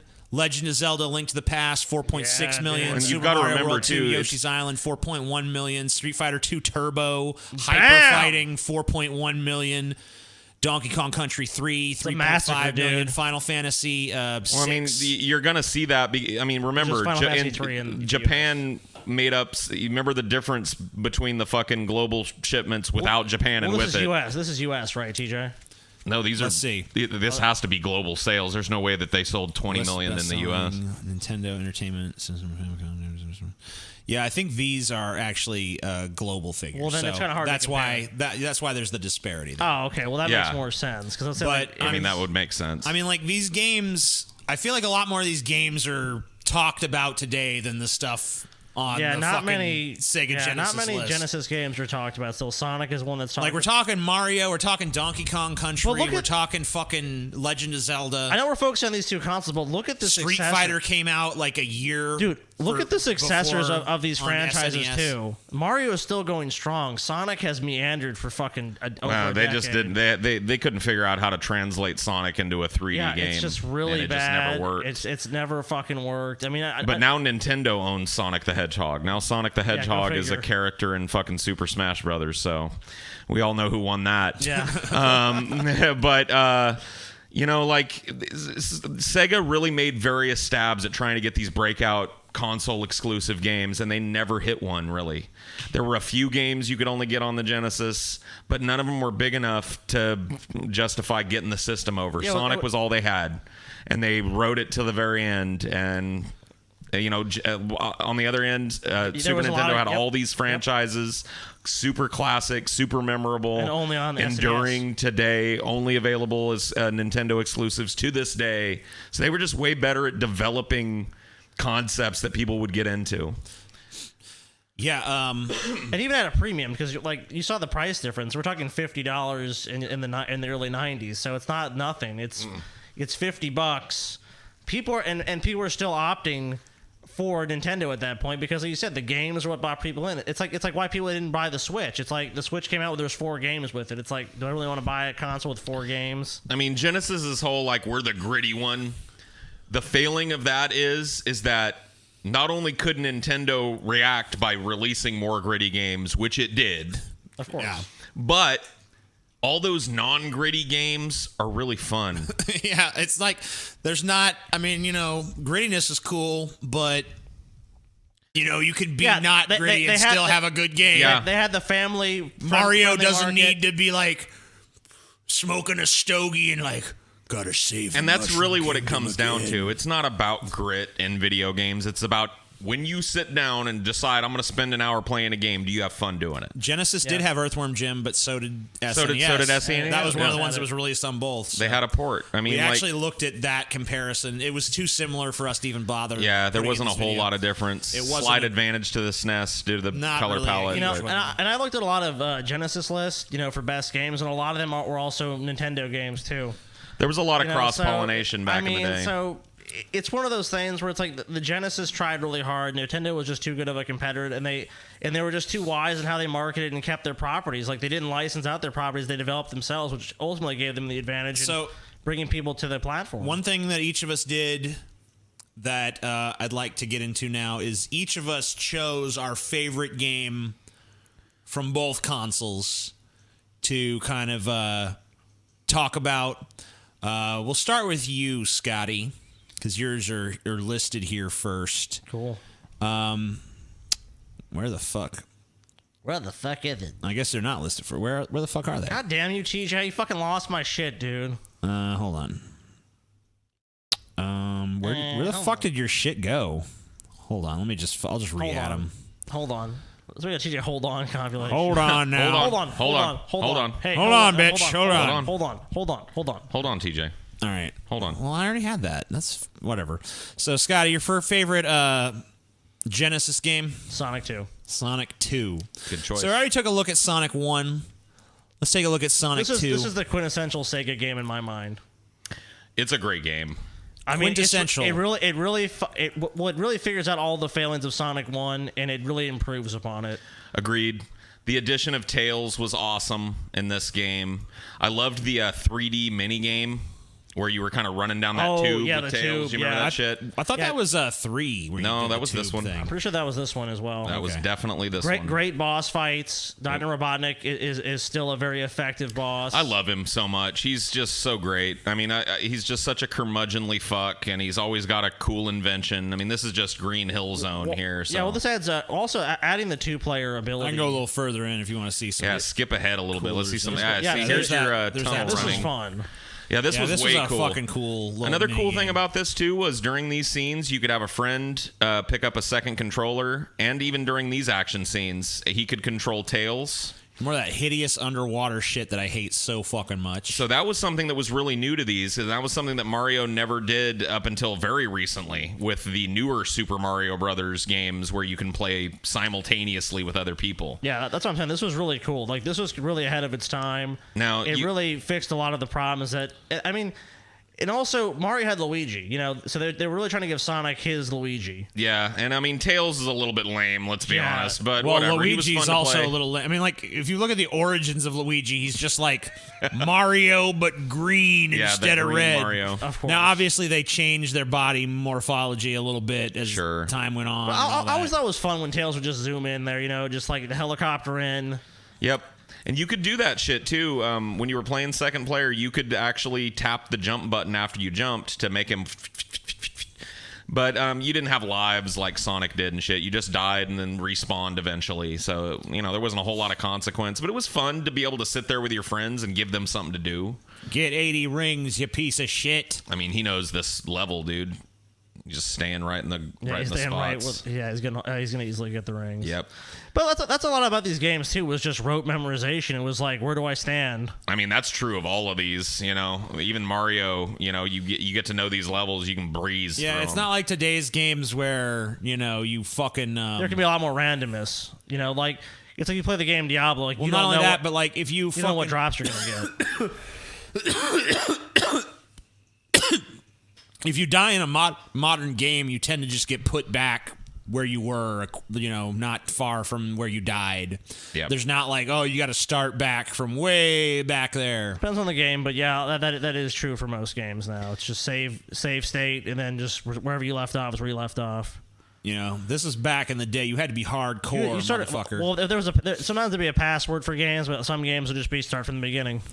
Well, I mean, like, even if there was a password, they didn't start you, like, today, it's like if you die somewhere, you pretty much start, like, almost right where you fucking died or right before it, you know, for the most part. But this is a fun game. I mean, it's not a huge, like, graphical improvement or anything, but the gameplay is updated. Like they said, the addition of Tails.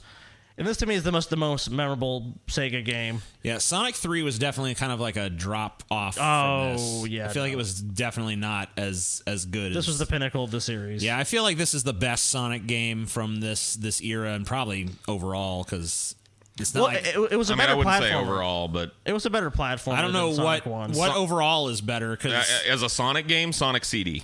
Sonic CD is the pinnacle of Sonic games. I've never in my played opinion. that, so I don't know. Yeah, I mean, it's just it's got everything that all these other Sonic games has, but more of it, but way better soundtrack. Oh, well, yeah, better graphics, I'm sure as well. But Like I for said, this system, anyway, I think this is the best. For this system, yeah, you're probably right. Sonic 3 kind of went off the rails. I mean, it was still a fun game.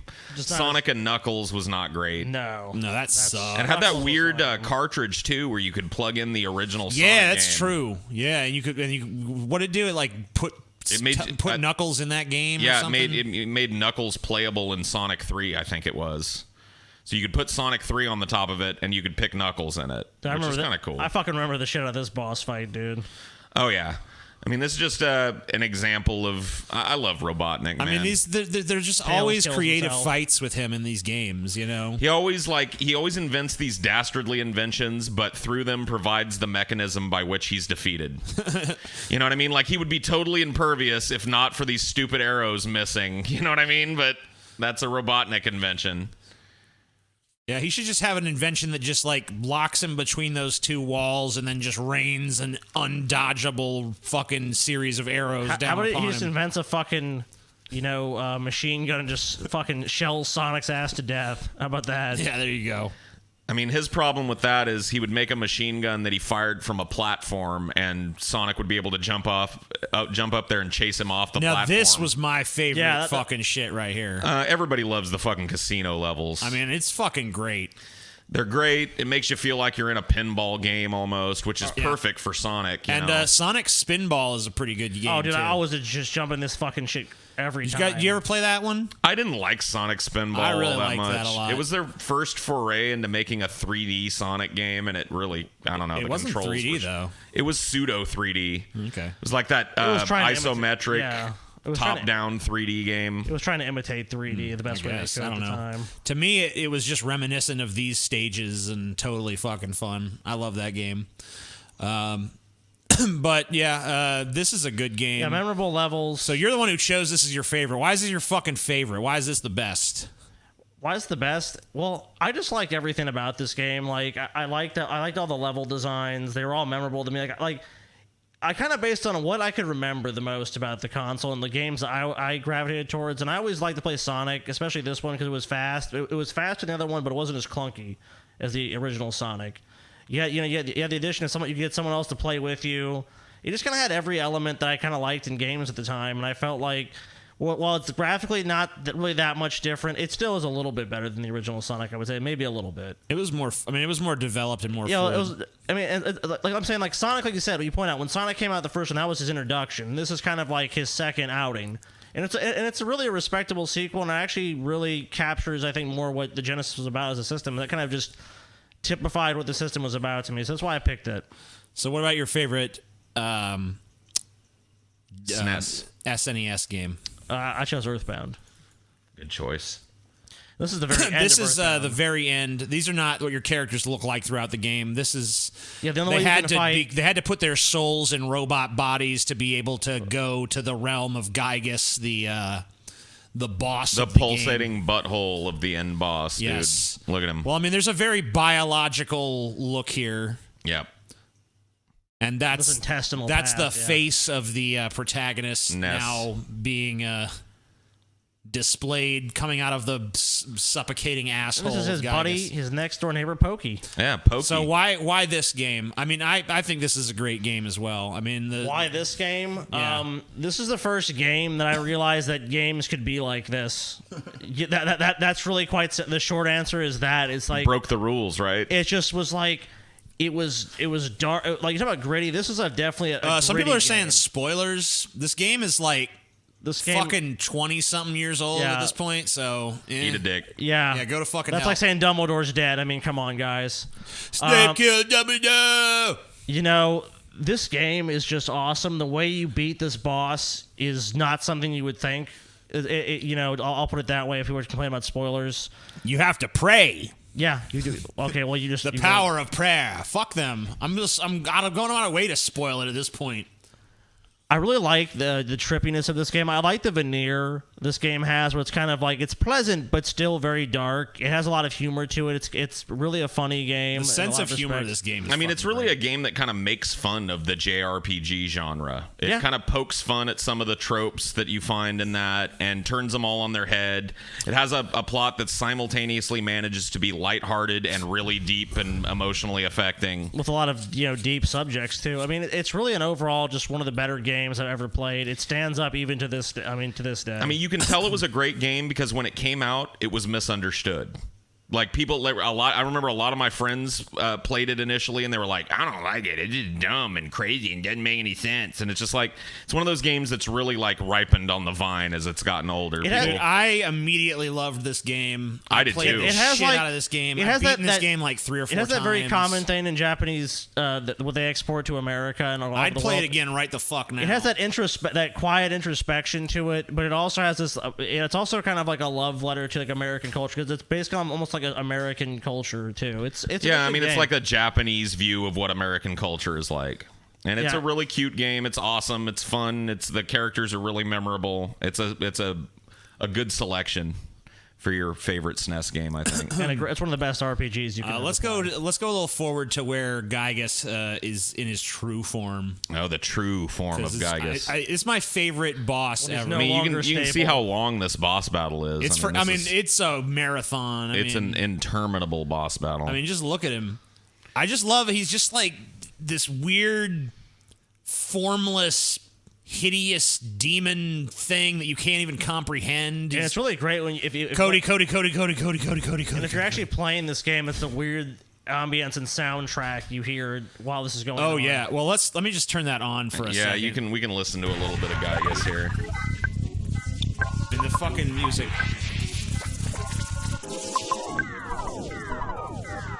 And Gygus is just screaming that it hurts. I mean, he's fucking crazy. And like it's saying, well, it's kind of like this is all the characters can comprehend of Gygus. They can't even understand, like, really comprehend his true When form. Gygus attacks you, it says you cannot understand the true form of a Gygus attack. I mean, is that fucking crazy? And when Paula prays, characters that you met throughout the game start praying for you, and somehow that hurts Gygus. It's fucking crazy, dude. This game is awesome. Yeah, I really love it. Well, it's funny because I remember TJ was like, how the fuck do I beat Gygus? Because he would fight him and he would like, I can't damage him at a certain point. Yeah, because even though the game came with a strategy guide, I refused because I just had this purist Well, that just ruined these types of games, man. Part of the fun of these types of games is figuring that shit. I mean, you play through the first time at least yourself, right? Yeah, that's what I wanted. I didn't want... Like, that's why I couldn't figure out how to beat Gygus, because I never used the prayer thing, because it doesn't do shit anywhere else in the fucking game. And I finally just had to look up how to beat him, because I'm like, man, fuck this, because I just can't figure this out. I mean, there's no way he has this much fucking HP, and I can't do shit to damage him. Another cool thing about this game I was talking to Scotty about before we started was it came with a sticker book and a bunch of scratch and sniff stickers that came with a little instruction book that you could sniff the stickers at certain times during the story and smell what the characters were smelling. It was just a really offbeat fucking game. I can't think of another game that's ever tried smell-o-vision before. You know what I mean? So, of course, Earthbound is going to be that game. Yep. So, Paul. Yeah. Or you want me to go first? It's up to you, man. All right, I'm gonna just go. I'm gonna let you go first then. Okay. So your favorite Genesis game? It's gonna be Road Rash. Road Rash. That's a great game. Yeah. You know, I'm not even a big racing game fan. I don't play. It's not like I don't have an aversion to them. I never even thought of. I guess it is a racing game. It is, but yeah. I never thought of it as one because that's not really what you focus on when you're playing. No, Road Rash is. I think it's a good example too of the grittiness of the Genesis console and its willingness to do more adult shit. Road Rash is basically you become part of a biker gang whose entire existence is to do these illegal road races. To see who's the fastest fucking craziest street biker out there, and you're constantly being harassed not only by the other people that are racing. He hasn't really done much of it yet, but you can punch and kick from your bike, so you can actually engage in combat. You can get weapons, clubs, chains, bullshit. That's true, because like it's like this, Super Mario Kart. It's like you shoot a shell. It's this game. It's like you have a fucking chain. Yeah, you got a billy club. You're beating someone's fucking brains in, dude. And you're really kind of incensed. You see there, he's kind of taking a couple of swats at the dude. And not only that, but the cops are constantly fucking with you. I think there's a cop up ahead, if I'm not mistaken. Maybe not. It's hard to see from here. But yeah, the cops will harass you and they'll come at you with billy clubs. You can snatch their billy clubs and beat them off of their bikes with their own clubs and shit. Really a progenitor of the GTA sort of model. Like where, definitely. You're not just battling. You're fucking. I mean, it's the first game I can think of. Maybe it's probably not the first game ever that did this, but it's the first game that I ever experienced where you could literally beat the shit out of cops and shit. You know, you're a fucking. You're not with these games. You're a badass outlaw. You're not playing by the fucking rules of society and all this. Normally with these racing games, all you would do is like whoever gets their first wins. That's it. That's all there was to it. And there's so many different layers to this game too. It's got some kind of like pseudo RPG elements to it, where the characters, as you can see down there, Viper is down there. The characters in this game have names, and when you start races like this, here, Natasha will talk to you.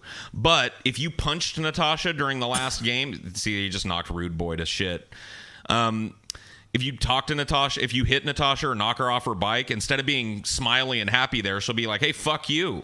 You want to knock me down? Well, you better watch your ass. And then she'll come after you. So there's there's a kind of a persistent thing. There's also money. So if you win the races, you get money. Eventually, you can upgrade your bike. So there's a lot of little layers to this game. But I played more of this game than any other game on the Genesis. I was obsessed with it. I would play the first levels over and over and over again until I could buy the most expensive bike and then just run the game. I mean, it was just so fun to do that. What's always the best part of a racing game is when you're finally at your pinnacle ability. You've upgraded everything, where you just go out and just fucking kick everyone's ass. Look, that's cool right there. You fucking midair knock someone off their bike. Yeah, and I mean, like, when you come off of your bike, you got to run back to it. You gain control of your guy. You don't just appear back on the road like you would in a normal game after you crash. You got to run back, and if somebody wants to run you over while you're trying to get back on your bike, well, and if so the be cops it. are around while you're running back to your bike, they'll get You're your busted, ass. yeah. If they see you, catch if a cop manages to knock you off your bike, you're fucked. You're busted and you lose money for the race. So all that money you're trying to save, now you got to pay that to bail your dumb ass out of jail. It looks like you have a health bar too. Yeah, you have a health. So you can see, well, when he punches, as you pull up next to people, Slater, that was that guy's name. And as you punch them, you can see how much health bar they have left. There's Natasha. He doesn't want to fuck with her because she's always near the front of the pack, and you want more friends up here than enemies. Because you can fuck your whole race So up here. You actually want to actually play with the social. Yeah, there's the cop there. So he just fucked somebody. Just got fucked up. And Damn, when dude. I don't know if it's in here anywhere, but when you crash into a car, that shit's pretty fucking intense. Oh yeah, man! You hit it and your dude just goes flying. Whoa! He makes this whoa noise as he's flying through the. I mean, it's just a great game. They made a couple of them. Road Rash 2 was actually really good. It was just more of this, more bikes, more weapons, more cool shit.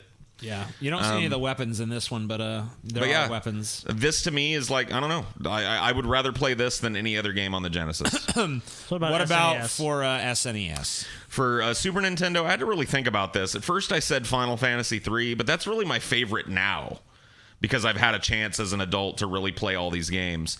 I didn't get much access to the SNES, so I got to play things. I like the more arcadey games, and so I went ahead and picked Super Punch-Out for my favorite Super Nintendo game. You probably hadn't played with your friends the shit that just was like quick, hey, let's just jump in and play. Yeah, I mean, I would sit and watch my friend Waylon play some RPGs sometimes, but these were the type of games, because, if you get knocked out, you hand your controller over. It's a good hot seat type of game. Now, this is a fucking top-tier player playing. He doesn't take any damage for the entire run through the game. Right, this is a speed run. But, just great characters and a really cool... I loved Punch-Out on the original NES, and I think that this one kind of just improved upon that concept. Oh, yeah. Just big, colorful characters. It was fun to Great get your ass animations. kicked by them and then learn their patterns and come back and kick their ass later. Well, it's not a game... A lot of games have this problem of, like, the learning curve. You know what I mean? It's a game, like you said, you learn their pattern. You learn pretty quick, like, oh, this guy's going to kick my ass. I need to dodge left. I need to dodge right. Then I need to power this up and hit him. Right. But that doesn't take a long time to learn. There's not this big fucking learning curve. Like you said, hot seat. Your buddy, you lose. Can't you? Yeah, my turn, man. Pass it over. That's what people primarily did with these back in the day. Since there was no online shit, it was just your buddies came over and you played. So, I mean, a lot of the games that I liked on the SNES fell into that category as a kid. Another one I liked a lot was Saturday Night Slam Masters, which was a weird wrestling fighting game. But yeah, these kind of games where you could just pick up and play with your friends. I thought that the Nintendo really, and still does, excel at that. Nintendo is really the only company that's still making hot seat multiplayer games where you're supposed to be sitting there with a friend. Most people have moved to online only now, but Nintendo knows the value of sitting with your friends, and this is a great game to do that on. You're not competing against them, but everybody gets a chance. Everybody's watching and rooting you on. It's a fun game, man. It's great. I love all the characters. Yeah, it's the subtle things. Like, see when he was getting knocked out, he kind of did that stutter step and he falls. And it's yeah. I mean, the characters in this game are just all great. All of them have their own animations and their own little shit that they talk to you and their own little secret ways of knocking them out quick. And learning that was just a joy when I was a kid. So easy choice for me there. All right, TJ, what about you? For the Sega Genesis, it's not really one of the like classic titles or anything, but it was just the game I remember playing the most. Rocket Knight Adventure. You're like a fucking possum, I think. Yep. And you have a fucking you're a possum who's also a knight, and you have a jetpack. So there you go. It's another what is it like? You got to save the princess kind of game. Or I don't something? even know what the plot is. All I know is it's just fun. The fighting enemies these are all pigs, dude. pigs, and you know the classic rivalry between pigs and possums and shit. The age-old rivalry. Yeah, you know they've always been at each other's throats. You get like this crazy fucking boomerang thing. Show them where you're flying on the with the rocket pack. I mean, you don't usually fly with it. You usually just get little bursts like you just did there. Like you just did there. You can charge them up and then there was fly a stage in a direction. where you no, fly. there were some flying stages, yeah. Some side scrollers. But usually you just do that little burst. Yeah, that like burst thing was pretty cool. Now, did you ever play Gunstar Heroes?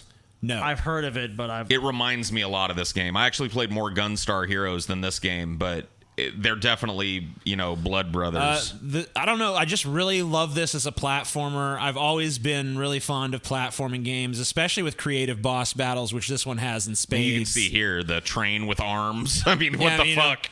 And a lot of the bosses are pretty hard. Some of them are pretty easy. They just have little tricks. You just have to learn to beat them.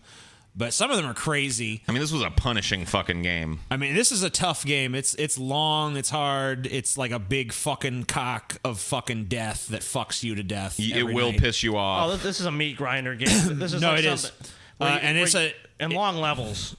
Yeah, and some of these boss battles are crazy long too. That one's not too bad, but there's some fucking long ones in here. It's just a lot of fun. I mean, I just like it for the sheer fun factor. It's not revolutionary in any way. It's not like, oh my god, this game is so standout. The only thing it stands out for me on is just I had a lot of fun playing it. Everything it did well. I couldn't think of really much else like it. This stage is crazy. Skimming along the lava. Now, this guy is playing fucking way more badass than I ever did when I was growing up. But he's definitely got it down. But yeah, I was never anywhere near this fucking good, but I was at this stage and shit. I mean, you really, like, having played this, you can really appreciate the skill of this guy, because controlling that jetpack is hard. Oh, yeah, and you got it requires some real fucking precision. You've got a limited burst of speed, a limited amount of momentum, and you've got to make use of that to platform, and it's hard as fuck. The moves that you get in this game are fun. He's already at the fucking boss of the fucking stage. I mean, this stage is way harder than he makes it look here. You fight against all these crazy machines and shit. It's just fucking a lot of fun. Yeah, it's kind of reminiscent also, too, of Sonic in that way. There's a lot of robot-type battles. My favorite SNES game, and once again, I chose the final boss battle to kind of showcase it, but there's so much more you could really say about it. Is Chrono Trigger. Good choice. I just love everything about this game. There's a great storyline. So many great characters, such a great story, great RPG turn-based combat system that really kind of took things to another level. Great decision making in the game too. That you can get different endings in different ways. Most of the different endings were contingent upon you beating it once and getting the normal ending, and then going back and going to Lavos at different levels of the game, and you could get different weird outcomes. The characters you had were really fucking great. Every single fucking one of them, you could build. I mean, it really mattered who you had, because there was these combo attacks that if you had two certain characters equipped, you could do this combo or that combo. Yeah, I would say this was pretty much the dream team as far as doing damage, though. Yeah. And this franchise ended up going on to other consoles as well. Yep. They made PlayStation Chrono sequels. Cross. Never cared for any of those, but I loved Chrono Cross, man. It took everything that was cool about this. Dude, Chrono Cross added just a ton of characters. I mean, Chrono Cross was all about collecting characters. So while this one had 5 characters or whatever, 6. I mean, whatever. This is obviously the superior game, but I liked Chrono Cross better because I loved that, like, Pokemon-esque kind of gotta catch them all. I kind of remember liking that too, but I just never. It never had the atmosphere. That's another thing about this game too. Is this, like, the atmosphere of it? It just beggars fucking belief that they pulled it off the way they did, especially on a console like this. Like, you would just get so into, like, the world they created was so like it was almost like Tolkien-ish, not necessarily in that direct sense, but just in the level of world building they did. And like it was a smart game too. And because of the time travel element, you could like. And they did it so many times though. Like they had different points of the civilization you're in. They have, you could do things in the past that would actually affect the future. Well, think about that too. This was a game ostensibly made. You learned so much kids. about the history of the world that it was set in because you could visit it at so many different times. There's like a prehistoric level. You could visit it. You could visit it in its prehistory. You could visit it in its Middle Ages. You could visit it in its distant future. Well, think about the intricacy too of establishing a concept like time travel and the paradoxes that come along with it to kids. They were ballsy to trust the intelligence of kids that were going to be playing this game to be able to follow such a weird plot. You know, they didn't dumb it down because it wasn't made for strictly adults. And it's kind of another great thing about it is that there was magic in it, but there was also technology. There was moral dilemmas. You had to make decisions about. Two of the characters, Frog and Magus. If you want to get Magus, you have to leave Frog in his frog form. Yeah, you have to like decide whether you're gonna have Magus join the team, but Frog remains a frog. Or you kill Magus and he I mean, he doesn't change then and there, but he'll change at the end of the game and shit. Yeah. I don't know, man. It's just like this is another one I played the shit out of. I honestly. It was a tough one for me between this and Earthbound. Very different RPGs, but both fucking super awesome. I don't know. This one edged it out for me a little bit more because even though, not to say Earthbound isn't deep and has its own profundities and shit, this one, I don't know. It stuck with me over the years. And it's the only game where I've felt like I knew the characters to some extent, like almost like they were real people to me. It was like, you know, obviously now you can there's movie quality cutscenes in games and shit, but well, I think it speaks to the to brilliance pull it of off this. They didn't need with it this stark, you know, to pull it off with just text and sprites and shit. Really fucking crazy that they was able to pull that off, and I don't know, it's just really profound for me. Great soundtrack too. One of those games that when you hear the soundtrack, you're immediately back playing it. We heard it. Turn the volume. We heard that, and me and Paul were like, oh, it's Chrono Trigger. Yep. Yeah, I'll go ahead and turn the sound. I think it was like the main theme. Yep. And as you're getting closer to fight imminent in a different form, you hear the music is amping up.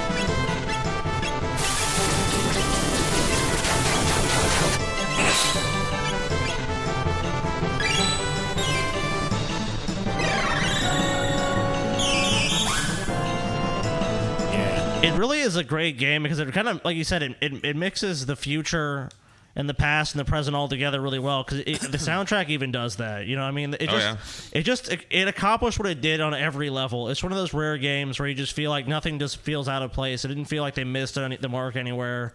It's about as close as you come to having a perfect RPG, in my opinion.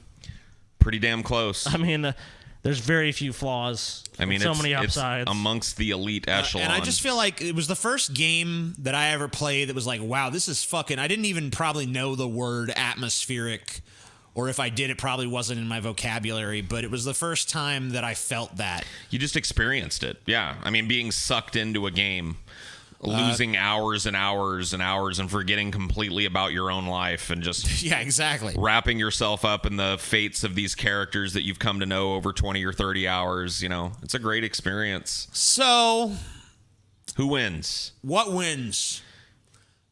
You know, I went into this saying that SNES is better or that or this, but like, I don't know, maybe it's a cop-out answer, but for me, I mean, there's great games on both systems. They were both fucking legendary. They both had their pros and cons.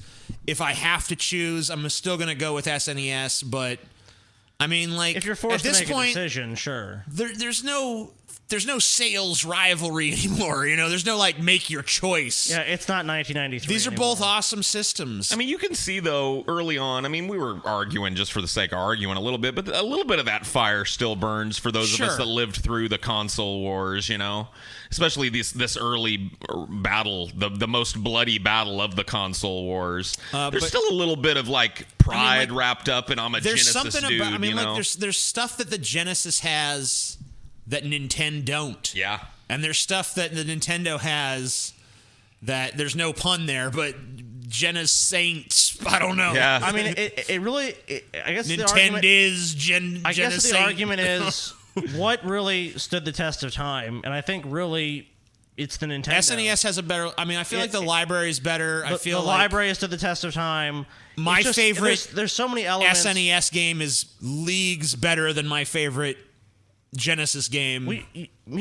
Sure. Personally, me and you never really were much of Genesis people. We had it, but it was I kind of the one think I was to the more side. than you were because I played a lot. I played a good bit of that shit. I was honestly always more attracted to the SNES. I still am to this day. I just think I think overall it's a better system, but like I said, it's totally subjective. There's elements of both systems that are really fun. It's not really a matter of this point. Like you guys said, it's like that. I'm going to go ahead and create a Twitter poll. Let our audience decide. I think it'll be pretty even. What they like better. We'll see. I don't know. You never know. Actually, that's the wrong Twitter account. Hold on. I mean, yeah, if you're going just by the numbers and shit, it's obvious who won. I mean, if you look at where the companies are now, I mean, anything that Sega made during this time is now either owned by Nintendo or totally defunct. So Nintendo. But this is not about the larger context of it. This is about what do you prefer? Right. And I know, my answer isn't going to change. You guys' answer aren't going to change because so much of our childhoods are wrapped up in these games and stuff. While you guys were playing Chrono Trigger, I wasn't. I was playing other games. I mean, there's RPGs on the Genesis that I remember way better than I remember Chrono Trigger just because I spent more time with them. I played through Chrono Trigger as an adult, and I watched friends play it as a kid. It's just in the formative years of your life what you were doing. Yeah. I'm going to go ahead and make this a one-day poll, so we won't get the results in right now, but we'll probably be able to see a little bit of it.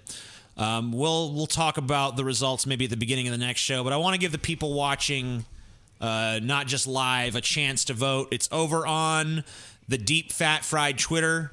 You can get to it down there. Hey, if you're not following us on Twitter, follow us on Twitter, you retard. Yeah. Fucking stupid. Do it. And while you're scrolling down looking for that Twitter link, click on that Patreon link too and become a patron. Good one. That's a good link. All those links down there are good. Oh, and you know what? We totally forgot to mention our live show. That's true. We're doing a live show in Los Angeles. It's going to be a live show / meetup in Los Angeles happening on July 21st. Tickets are available down below. It's $75 for VIP. What that means, you get to come in an hour before everyone else. You get some free merch. You get to hang out. We get to sign stuff for you, take pictures with you. Then you get to see the Marshall Manson opening stage show where he'll sing Salty Paul and some other classic songs, including the intro song you heard at the beginning of this. Then we will come out, do our big stage show, and afterwards we'll come around and mingle with the people. Tickets are going fast, so get that while you can. It's going to be in LA, so hey, if you're like, I don't know if I want to travel to LA just to see that, remember, there's other shit you can do in LA too. Yeah. Make a little vacation out of it if you want. If you're bored in LA, you got a problem. Yeah, you don't know what the fuck you're doing. It's one of the cities in the world where there's just never an excuse to not have something to do. There's tons of shit. If you're looking for a summer vacation, come to LA. Go to fucking Disneyland. July 21st Go at to the Mint fucking in Los Angeles. Six Flags. Tickets and come are available see down below. Come It's see gonna be an DFF. awesome show. Yes. Yep. Come see us. Come see us. Fucking fat Sorry imbeciles. for talking over Paul. I don't know. Anyway. You're talking over everyone, TJ. We will be there.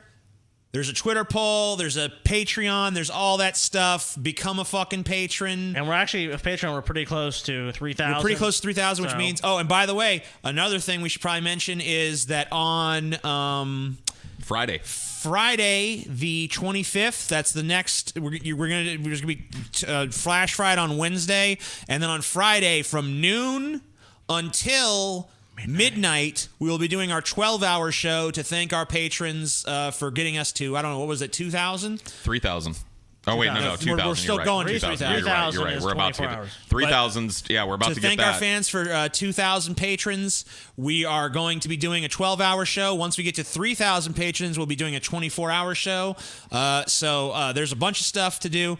Right now, by the way, Super Nintendo is destroying the Genesis. Oh, wow. I didn't think anything 21% different. to 79%. Well, shit, but who knows? Maybe them Genesis fans are going to be Johnny-come-latelys and change they'll get riled up. the lay of the land. Not today. Hey, I love that there's a 21% of our audience out there who are Genesis fanboys. I love that there's a little bit of camaraderie right here.